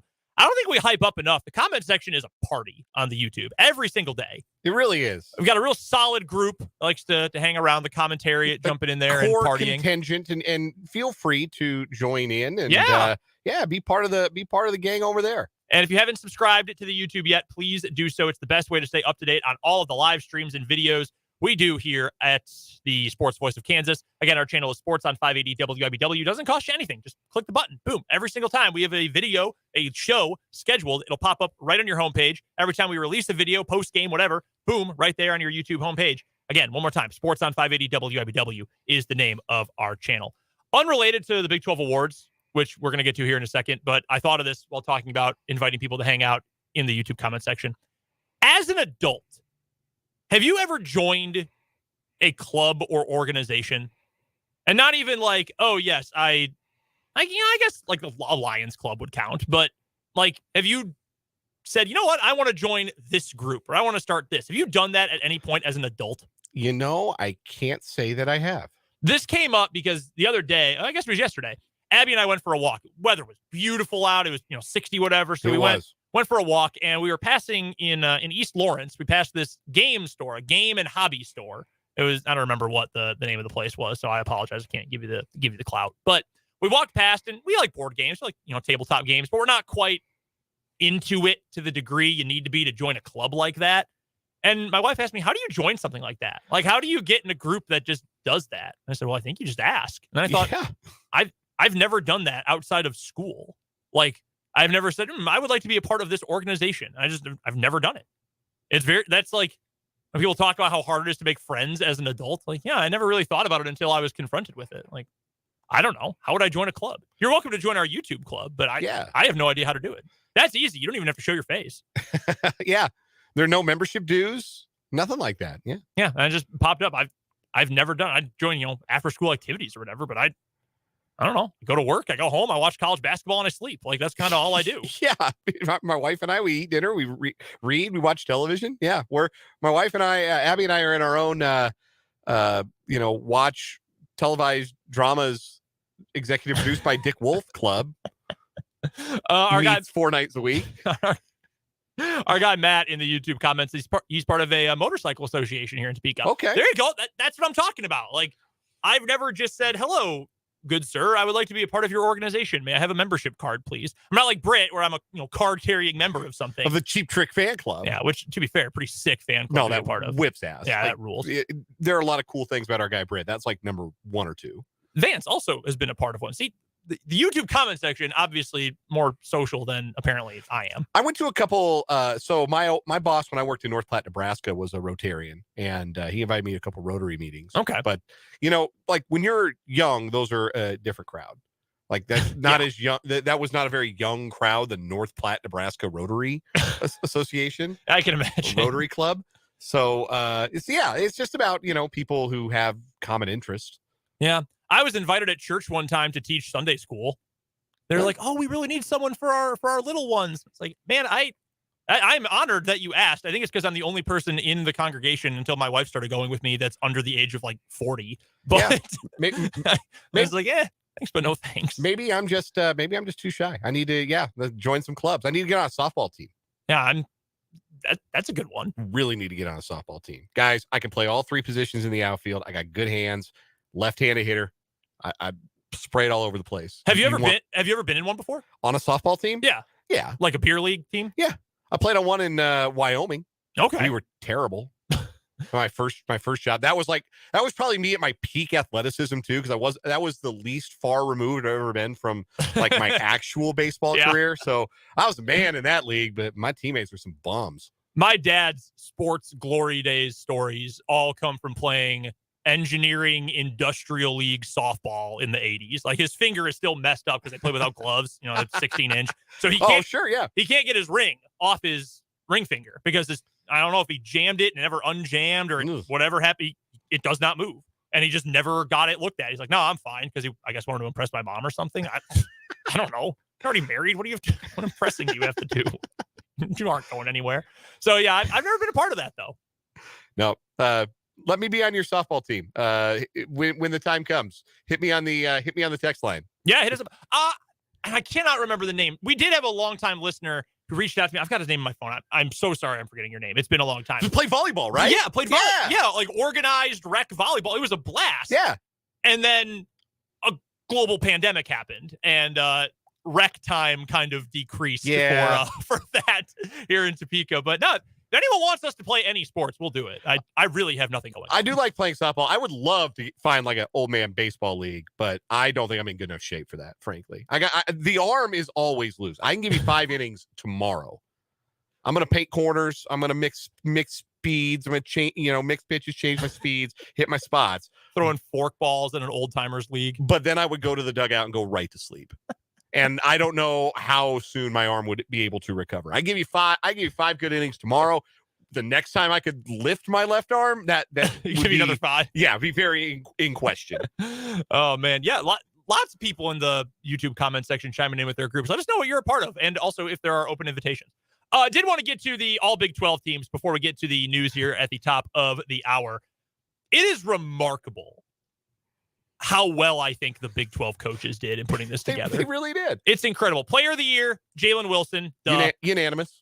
Defensive player of the year, Juwan Harris. I'm not surprised it's a KU player. I am a little surprised it's Harris over McCullough, but Harris is a really good defender. I get it. Newcomer of the year, Keontae Johnson. Duh. Freshman of the year, Keontae George. Duh.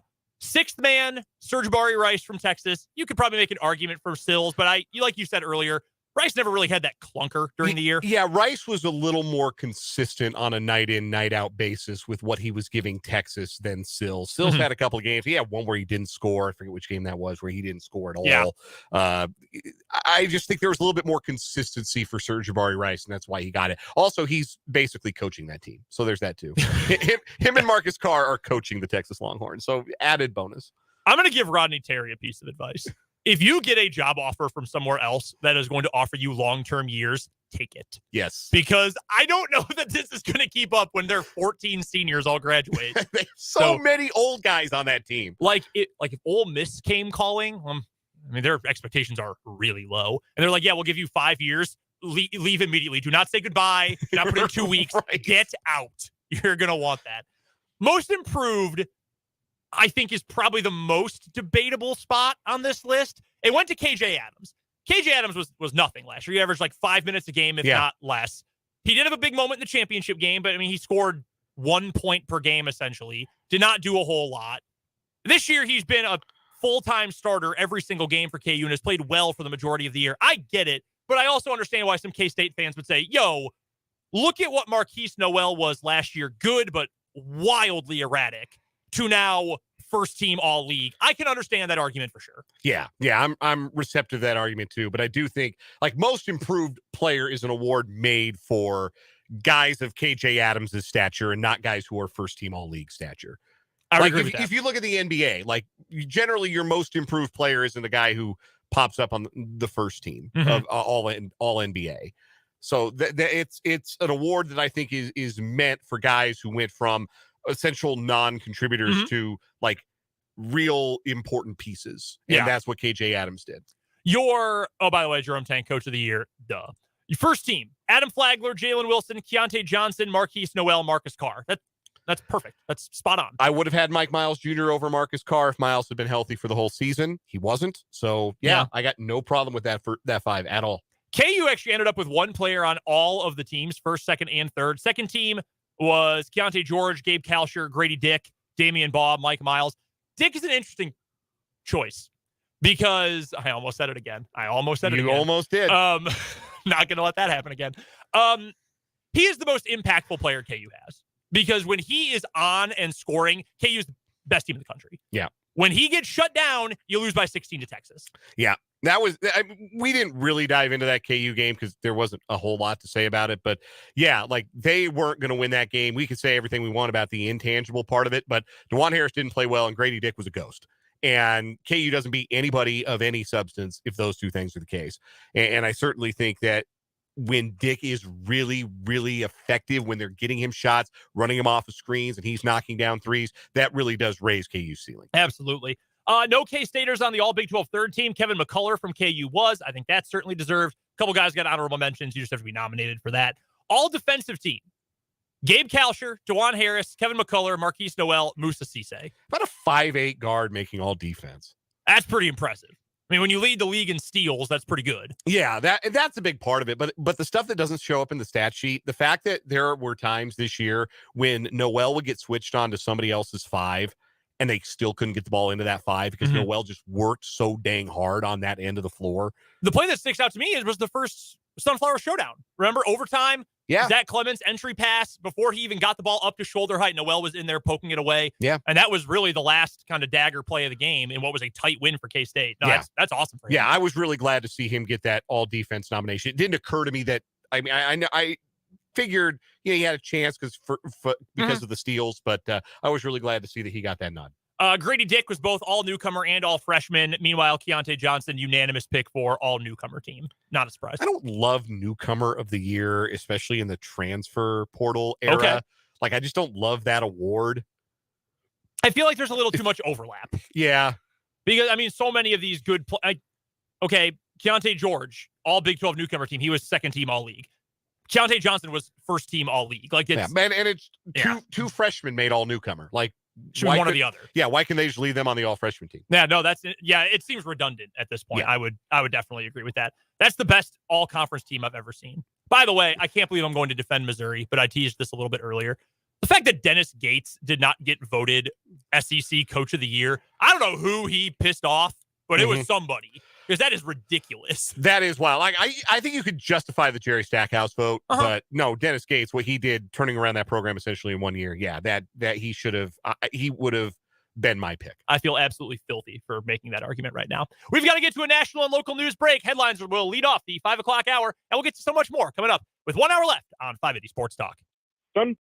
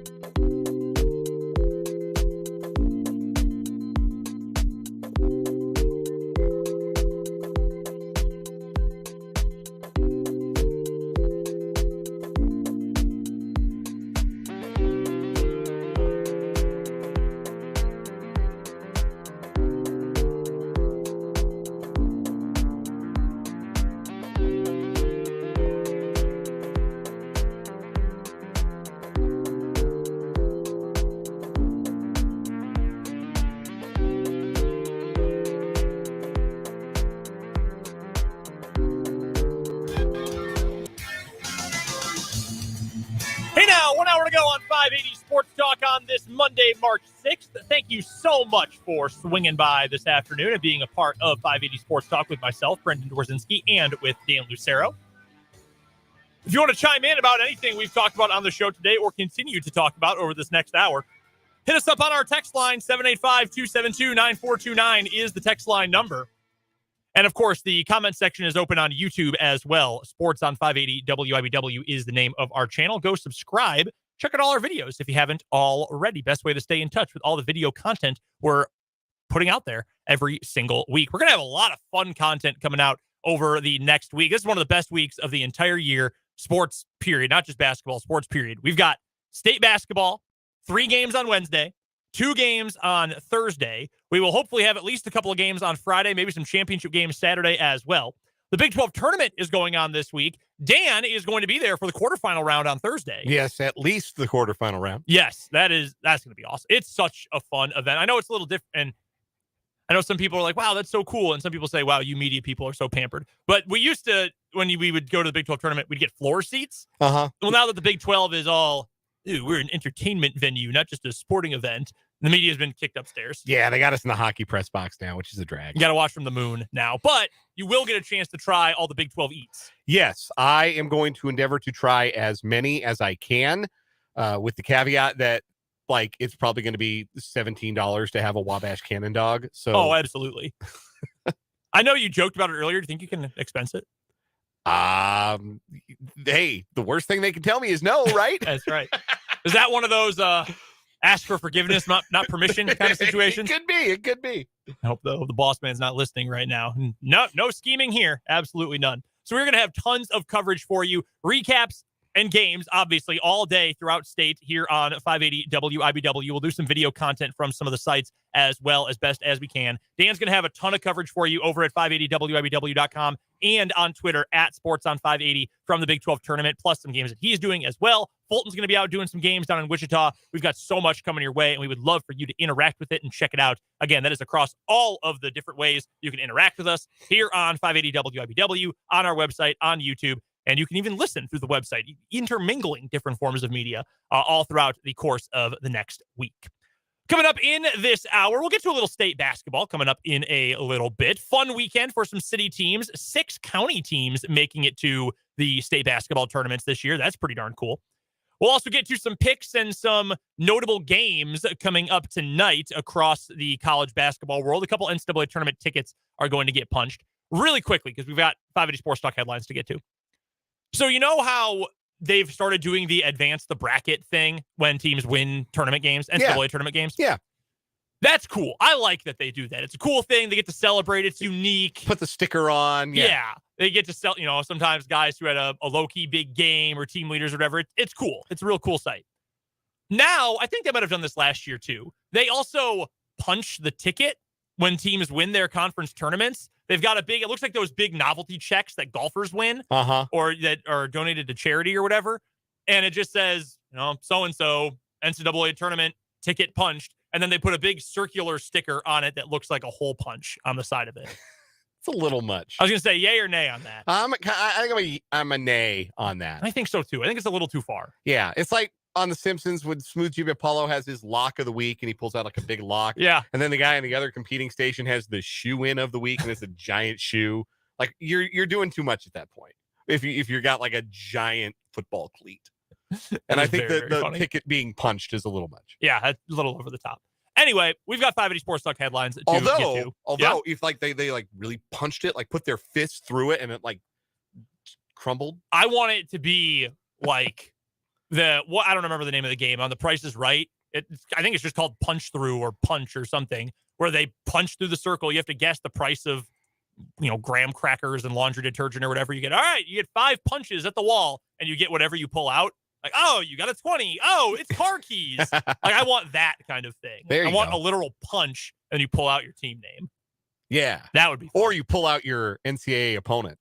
Oh, like that would be wild. Grambling wins the SWAC and they punch and they pull out it's Alabama. Like, damn it. Oh, they could do those, bring them to the viewing sites where the players all watch and then they say the Seton Hall Pirates from the Big East. Well, they're not going to make the tournament, but you know what I mean? Like they are going to play against whomever. And then all the players pull out their phones and point them at the screen and go, yeah, and then selfie video and everything. They should bring the big punching wall to them. Yeah. And then they punch and pull out. Oh, no, we're playing Gonzaga. Oh, this sucks. Suddenly the fun is all gone. Well, let's get to some headlines. We've got some real sports news to get to here on the show today. First headline for me, Dan's got one that I know he is champing at the bit to get to, but we're going to start with some Chiefs news here. A lot of NFL news to get to today, actually. Yeah. Two pieces of news from the Kansas City Chiefs, one far more surprising than the other. It was reported today by pretty much every single major NFL insider. The Chiefs are not putting the franchise tag on Orlando Brown Jr., which means they have 1 week to either strike a long-term deal while they have an exclusive negotiating window, or he is going to walk in free agency. Tomorrow is the deadline, tomorrow afternoon. I believe it's tomorrow, not today, when the deadline is. Yeah, it's a Tuesday. So now it's go time. You either have a full long-term plan for your left tackle, or with a guy who's already on your roster, or you're going to have to test the waters, and either there's a free agent you're interested in, which I feel like would be a weird signing because the class is really bad. There's a trade you're looking for, or you say, hey, we want DeJuan Jones from Ohio State. We think he'll be there. By pick 26, we can move up and get him. I don't know what the plan will be. I'm very intrigued by it. If I was a Chiefs fan, I probably would be a little irritated because I want to know what is it going to look like. I want to know what the repeat run is going to look like. I'm just intrigued by what this could possibly be. So that was the big news today that, the Chiefs are literally on the clock with Orlando Brown now. The other news, not surprisingly, the Chiefs are going to release defensive end Frank Clark after 4 years with the team, 15.5 sacks over the last few years. But it was all about the postseason with the Shark. Best NFL player ever in the postseason, him and Tom Brady, essentially. And he was a key part of 2 Super Bowl runs. And I know you can say, well, he got overpaid, this and that. He made over $77 million with the Chiefs. Was he a contributor to Super Bowl wins? Yes, it is worth it. Even 1 Super Bowl win, that makes it worth it. So best of luck to him. I'm not surprised. I thought it could work out, but not really a shock given the Chiefs' cap space situation that they decided to move on. Yeah, I'm kind of with you there in regards to Frank Clark, and I still don't think you can entirely close the door on him. True. I think they just need to clear the decks and get all of that cap money cleared, and then, see what the market decides Frank Clark is worth. And if the market dictates he's worth the kind of money that makes some sense for the Chiefs, then maybe there's a reunion there, because there's still a really good relationship between player and coach. We know that. We know Andy Reid loves Frank Clark. We know Frank Clark loves Andy Reid. If he had the opportunity to play for Andy Reid, all other things being equal, I think he might still want to do that as he enters kind of the twilight years of his career. Mm-hmm. But when you're dealing with the kind of cap figures that you're dealing with when it comes to Clark's contract, the more important thing in the short term is being out from under those, especially as free agency begins, because then you can do some other things to try and add to your roster. Maybe you've got some plans to add significantly somewhere else that we're not even considering right now. Maybe you just are in love with Jacoby Myers and want a new slot receiver. Maybe that's Orlando Brown's money. Maybe that's Orlando Brown. So, or Andrew Wiley's. Who can say? Anyhow, let's get to our next blue dot of Kansas headlines. We've got we've got a couple of what do you call it? Quarterback signings today that we'll talk about. I know you're going to get to one of them, but I want to get to the one about my favorite NFL team, because this is just breaking within the last 10 minutes or so that the Seattle Seahawks have reportedly agreed to terms with quarterback Geno Smith on a 3-year, $105 million contract. The deal is reportedly, according to Ian Rappaport, now done and agreed to. 3 years, $105 million. The particulars on the details as far as how the money is laid out are not entirely finalized yet, but Jordan Schultz of The Score is reporting that Smith will have the ability to earn $52 million in the first calendar year of the contract. So it is heavily weighted to the beginning of that 3-year deal. Understandably. Geno Smith is in his 30s, 32 years old. And the Seahawks had the exclusive negotiating window before the franchise tag and before the start of the free agency period. And there was some thought maybe they would tag Geno Smith, but no, it looks like the two sides have gotten something done. 3 years, $105 million.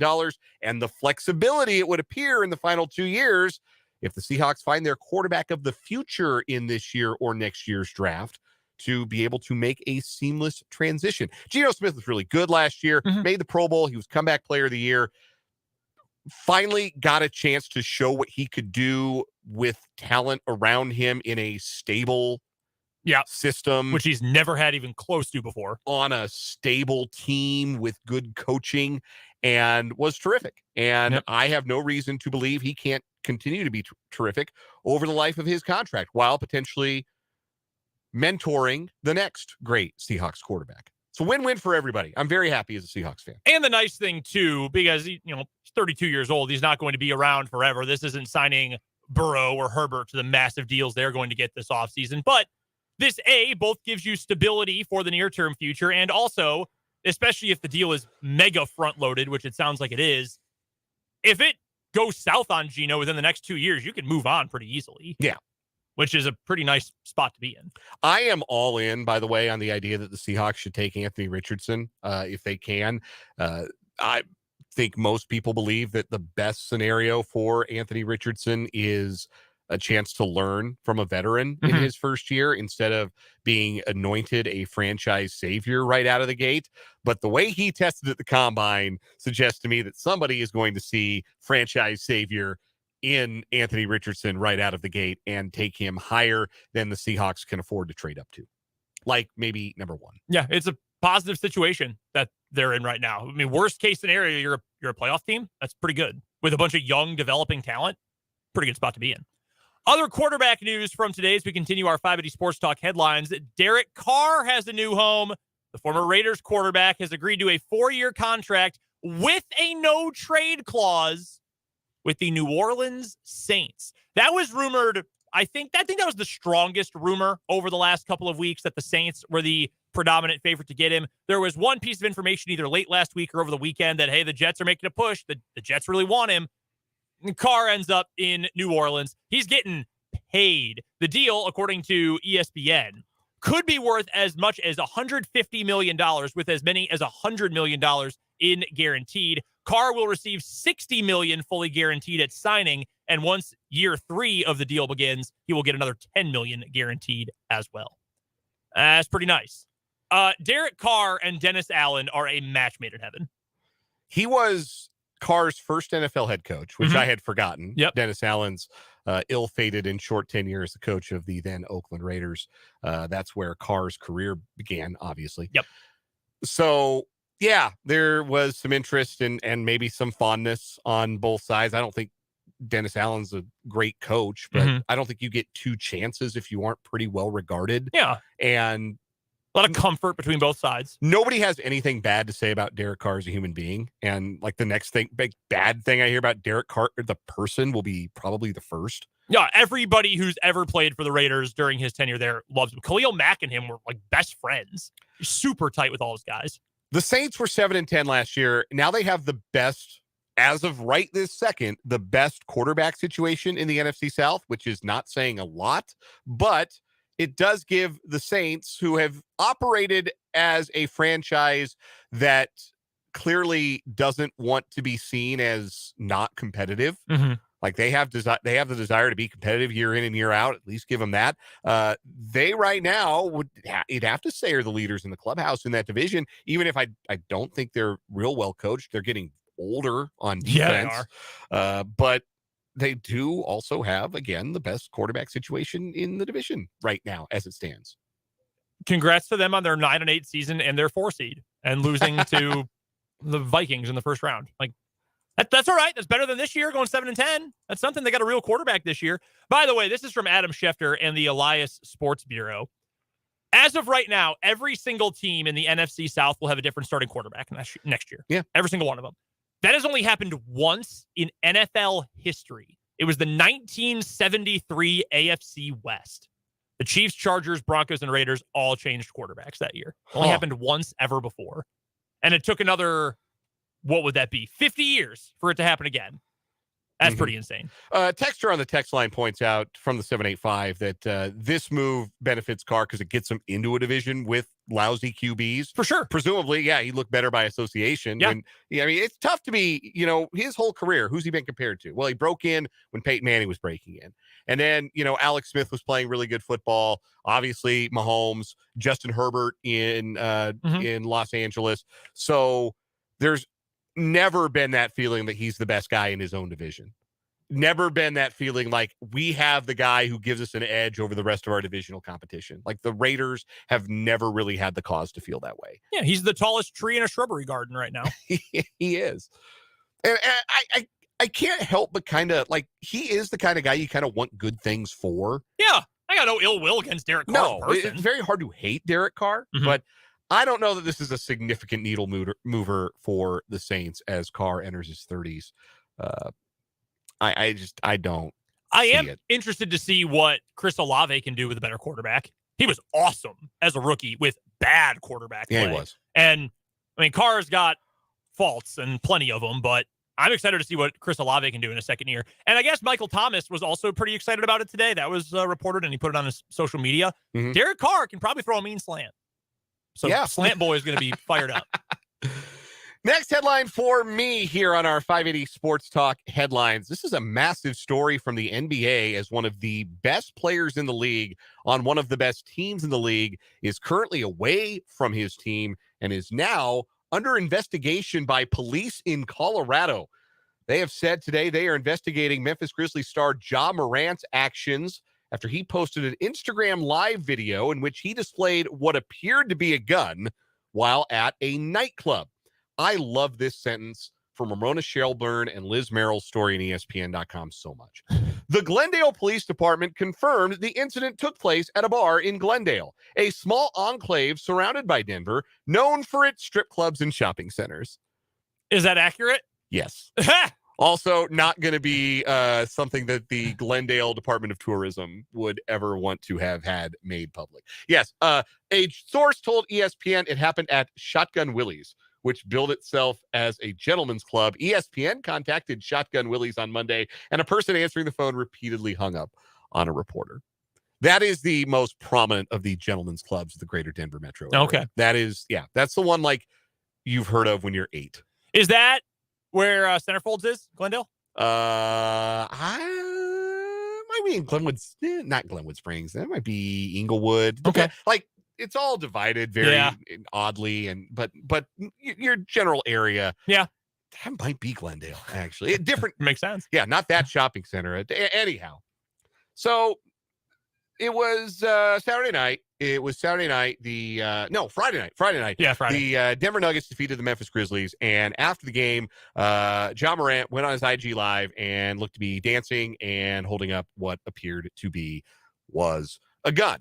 He was shirtless. Yes, he was shirtless at the strip club. Why are you the one with your shirt off at the strip club? Yeah, are you getting a job, man? I mean, I'm sure someone can help you out with your money if you need to strip. So anyway, the reason this rises to the level of police interest, there are exceptions to Colorado's open carry laws, including the carrying of a firearm on federal property, and it is illegal in Colorado to possess a firearm while under the influence of alcohol. In the video live streamed by Morant, it is not clear whether he is intoxicated, but others are shown drinking. So we talked a little bit about this on last week's show. There are like red flag after red flag coming down for 23-year-old Ja Morant right now. And it was announced on Saturday that Morant would be taking time away from the Grizzlies, not suspended. It bears mentioning.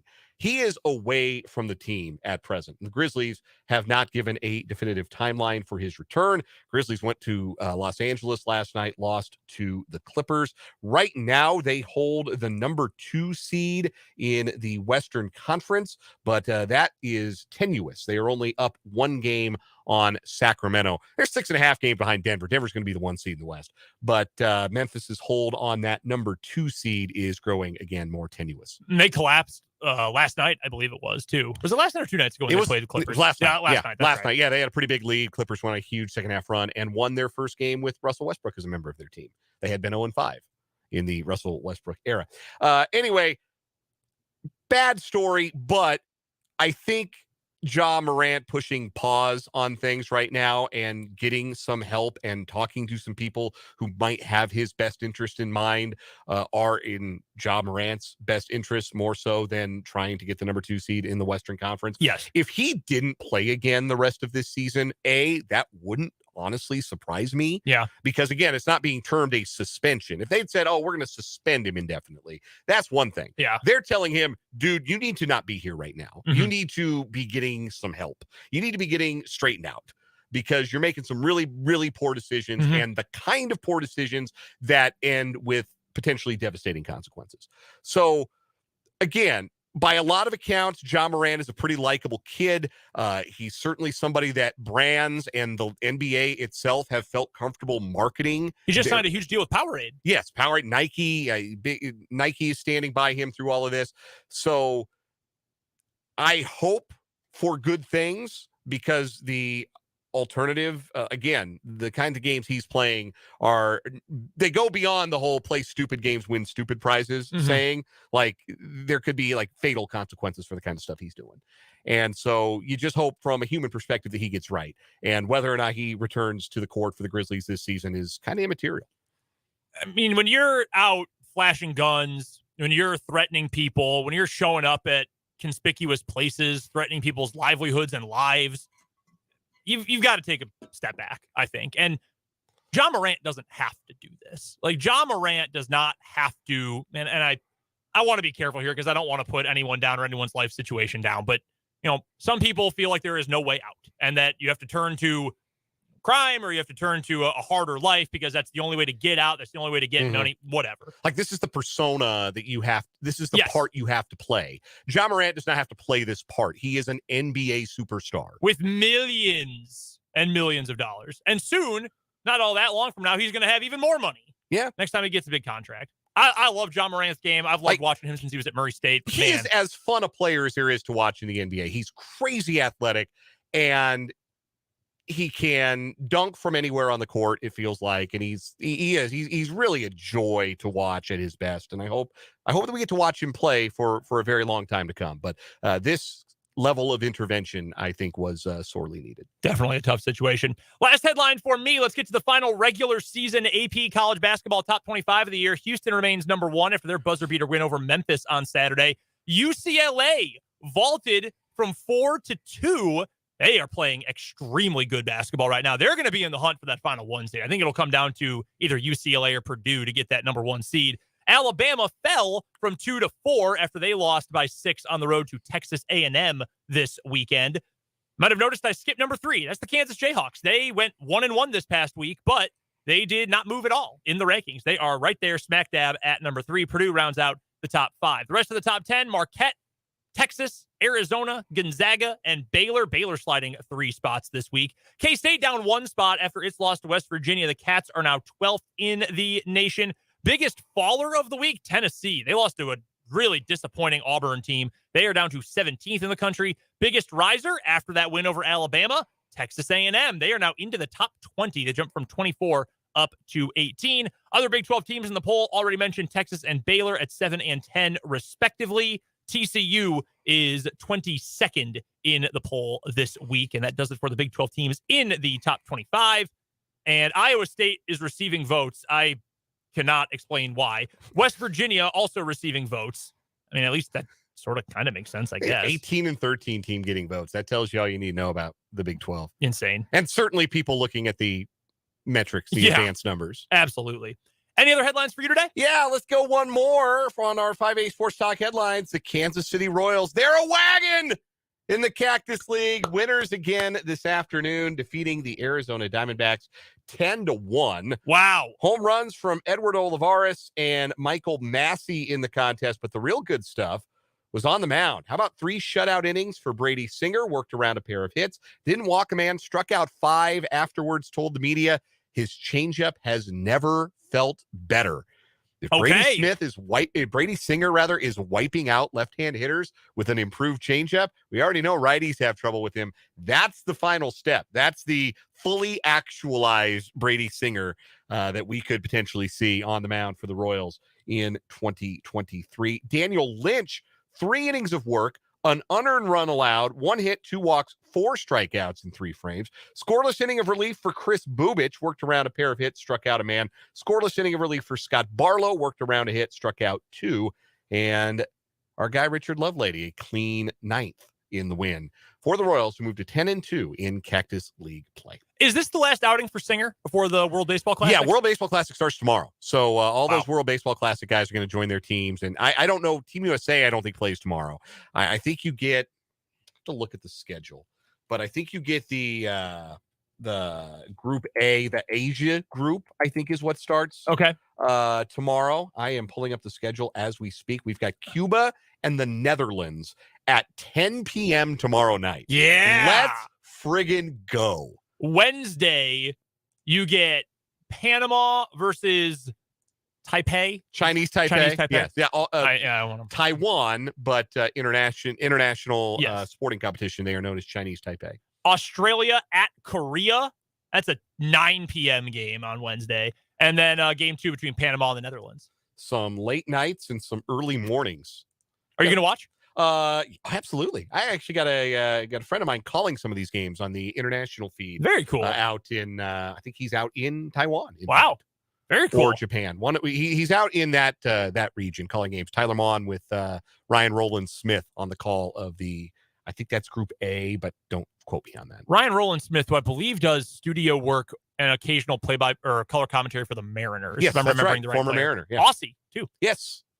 Get a little international flavor on the broadcast. Love that. He's at -18 on Twitter. At -18. Because he got the hyphen in his last name. Yeah. Ryan Roland Smith. That's funny. Yeah. That's pretty good. That'll do it for our 580 Sports Talk headlines. Coming up after this commercial break, we'll talk a little bit more playoff basketball at the high school level. What a great weekend for some of our local teams.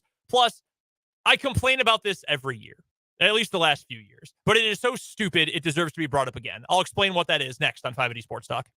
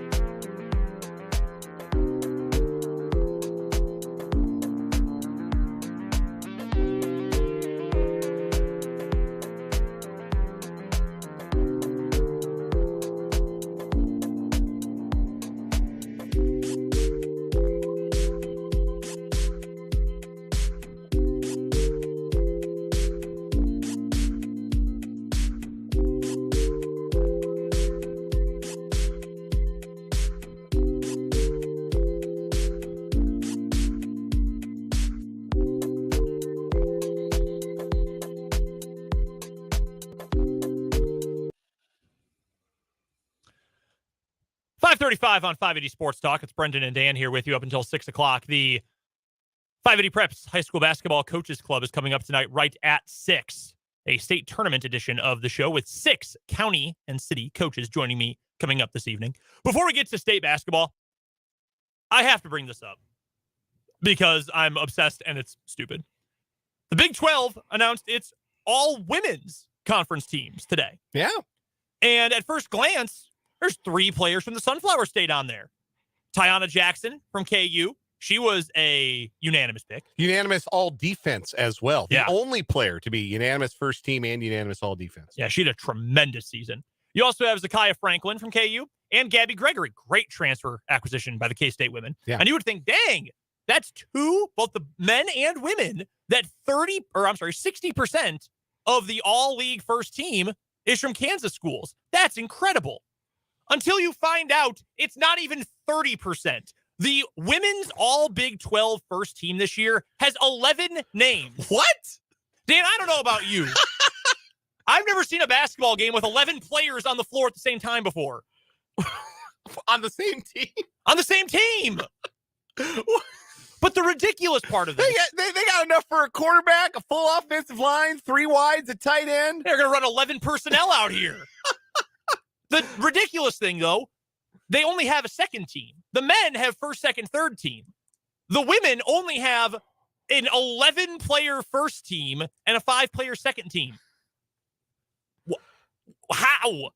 Cut it up. Move the second team down to There third. must have been a lot of ties. I guess. And there's a note here. A tie resulted in 11 selections on the first team. Oh, so normally it would just be 10. Okay, great. What is that? The SEC. A tie? Yeah, what? The SEC men's all-conference team had 8 players on it. I don't know what kind of math Greg Sankey is doing. I don't know what kind of math Nate Oates is doing. Maybe that's what he was doing when he wasn't paying attention to his players' walk-up entrances at games the other day. But there aren't 8 players on a team in basketball. Not on the floor, anyway. You got to get down to 5, man. You got to get down to 5.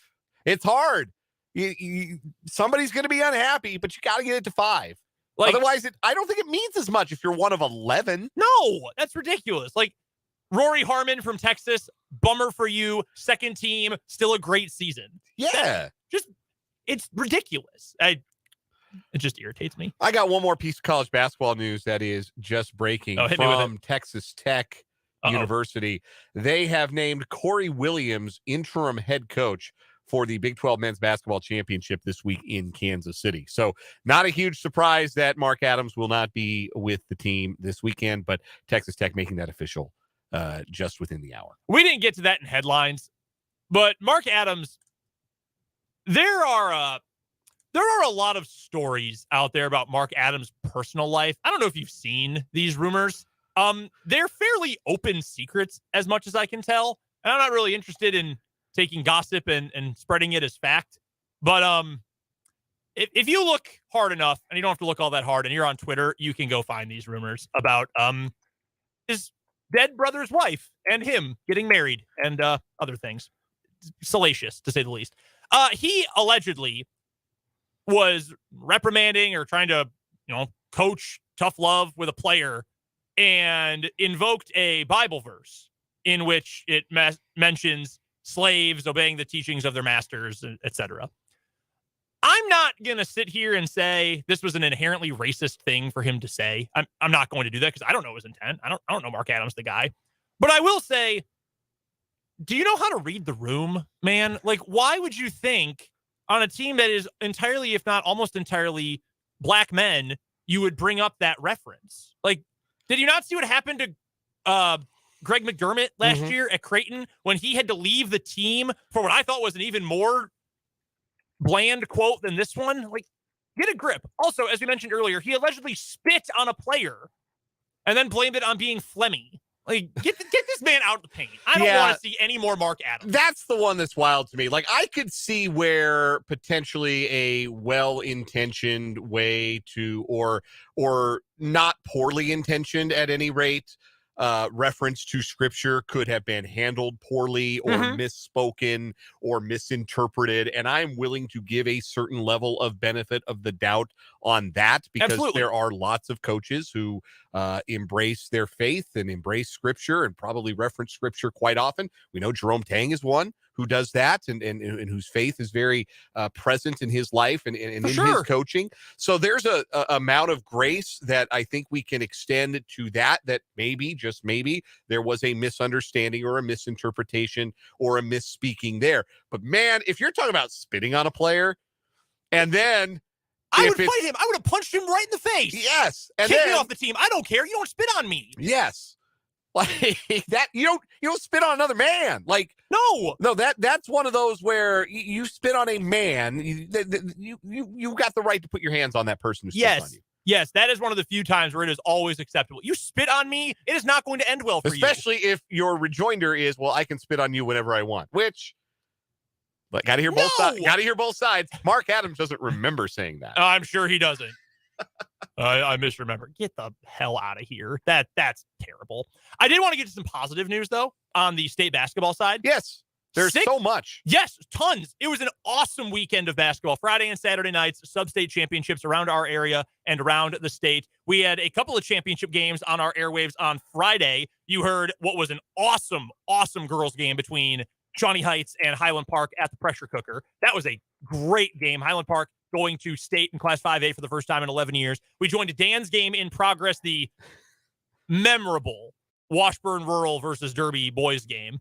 I will leave it at memorable. That was a great game. Quadruple overtime. You don't get that every day. You had an impressive showing from Highland Park on Saturday. The Highland Park boys whooping up on St. James Academy from Lenexa. That was a heck of a showing.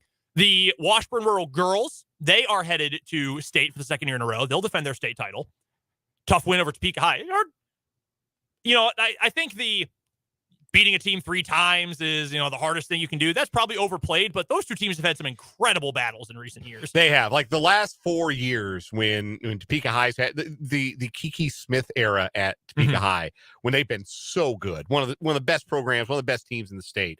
And Washburn Rural has been like, not only they're equal, but they're better because they've got the 2 state titles, even if I will firmly believe forever and always Topeka High was winning it in 2020. There's no doubt. There was nothing. No doubt. There was nothing that was going to stop them from winning it in 2020. And I guess it's a 5-year run because you had 2019. That was Carly Batchelor's senior year. Rural, that was Nigel Kennedy's freshman year at Topeka High. Those games between Washburn Rural and Topeka High the last 5 years have been must-see girls basketball, not just here in the capital city, but really across the state. Those have been some of the most titanic battles that you can imagine, and they always deliver the goods.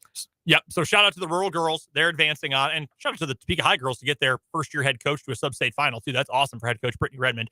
Highland Park boys are going. Highland Park girls are going. The Seaman girls, they're 21-1. They have been such a blast this season. They're the number 1 seed for the 5A girls. The Hayden girls also moving on to state. Did you see how?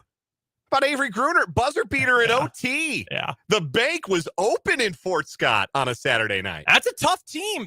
When you play a Centennial League schedule and then you play these 4A schools in state, you've got a toughness advantage. There's no doubt about that. So awesome for them. First time for Carvel Reynoldson as their head coach. He's going to state, their first time overall since 2018. Also from the county, the Silver Lake girls. We saw them on Thursday last week. They are awesome. 3A is insanely deep on the girls' side, but head coach Kyle Porter, 6 years as a head basketball coach, 4 trips to state, including a state title and a 3rd place finish last year. Yeah, pretty good. And a runner-up in 2018. Yeah, not too bad. He finds a way to get on the podium. Also, teams from around the area, St. Mary's boys and girls advancing to 2A. We'll have some St. Mary's boys action coming up this week. Perry-Lecompton, their boys are moving on. We've actually got a request here in the YouTube comments from our guy Jason. Shout out to Jason for the kind words about the show, who mentions Axtell a little bit further out from our close-in area, but they had a good win. They knocked off Hanover 56-52. As somebody who was at the last 2 1A Division II state boys basketball tournaments and saw Hanover play, you beat them, you've done something. Yeah. That's been a hell of a program the last couple of years. And so for Axtell to take them down, obviously we know Axtell's been so terrific on the football field. Yep. Now they've got state tournament appearance on the hardwood. So congrats to them. Yeah, awesome weekend. And again, we're going to have so much coverage of state basketball coming up over the course of the next week. We've got 3 games on Wednesday. 2 o'clock, Seaman girls. 4 o'clock, Highland Park girls. 8 o'clock, the St. Mary's boys. I'm going to be there for the first 2. Dan's going to have that final game from Bramlage Coliseum in Manhattan. Then on Thursday, we're going to have a doubleheader. 2 o'clock, it will be the Highland Park boys. 4 o'clock, it will be the Washburn Rural girls. Myself and Fulton will be on the call for those 2 games. And then Friday and Saturday, it all depends on when K-State's men and women play, if they continue to play, and how many of our local teams continue to win. But just an awesome weekend. It wasn't all that long ago where the Topeka teams had a little bit of a tough showing at state. 2 years ago, it would have been. But last year, a great showing with a state championship for the Seaman boys and the Washburn Rural girls. This year, 6 county teams, 5 city teams making it. That is absolutely awesome. Yeah, just my favorite week of the year, and it always has been. It always will be. I love state basketball, and I'm very excited. I will be in Manhattan Wednesday night calling the St. Mary's game, which I'm excited about. They've got a diner on their team, and I married into that family, so I'm excited to be calling St. Mary's, and we'll see. They were state runners up last year. We'll see if Will Spradling can navigate an always difficult bracket. Historically great Mound Ridge program that they're taking on. They were unbelievable in the 90s, 5 state titles in the 90s. Their head coach, Vance Unrouse, last season, 36 years. He's hanging it up.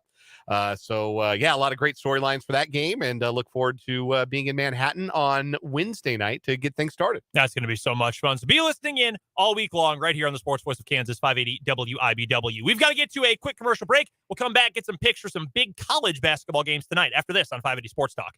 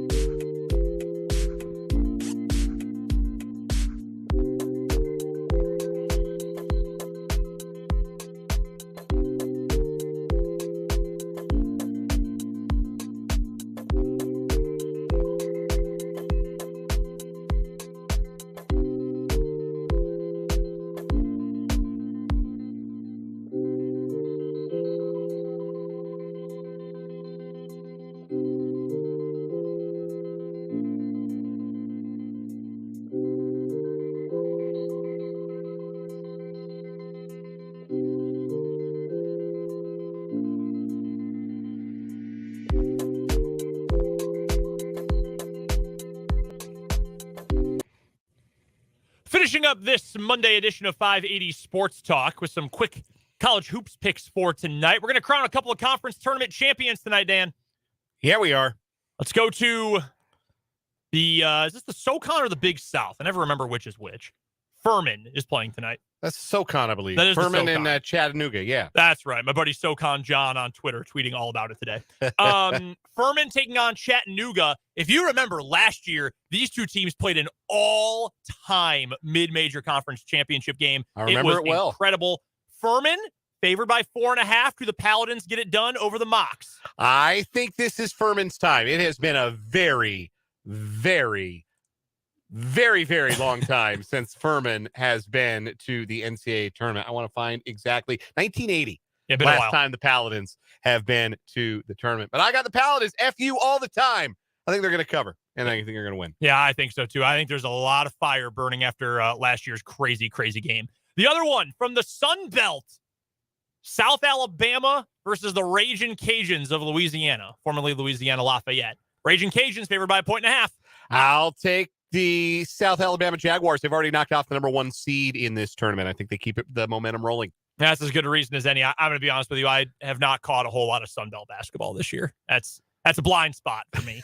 The biggest games of the night come from the West Coast Conference, by the way. Yes, sir. St. Mary's versus BYU.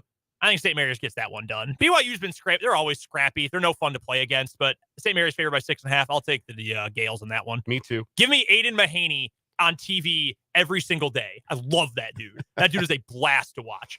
And the other one, Gonzaga taking on San Francisco. I watched San Francisco, Santa Clara the other night, double overtime, great game. Gonzaga's favored by 14.5 points. Khalil Shabazz of San Francisco is averaging over 23 points a game in his last 11, put a 38-piece on the Broncos the other night of Santa Clara. I kind of like San Francisco to cover, but I think Gonzaga wins. San Francisco can shoot the 3. Mm-hmm. If they make a bunch, they're going to cover. If they don't, they're not. Like they'll get blown out if they don't shoot it well. When they miss a lot of shots, it gets ugly. Yeah. But they are very 3-point dependent. A lot of variance there. Here's my best bet of the night, by the way. I guess this is Weber State and Sac State. So this is Big West action. Yeah. Those two teams played twice this year, and the totals in those games were 98 points and 101 points. The total tonight in this game is 124.5. I like the under. That's a good pick. I like that one a lot. My pick of the night, Hofstra is not getting nearly enough points against UNC Wilmington. Hofstra is just blowing past everybody in their wake. They're really darn good. They're only favored by 6.5. In some places last night, you could have got that as low as 5.5, like certain people on this radio program. Give me Hofstra. That's still not nearly enough points. That's my best bet for you tonight. Let's get to one more timeout. We'll come back, finish up this edition of 580 Sports Talk with the final word.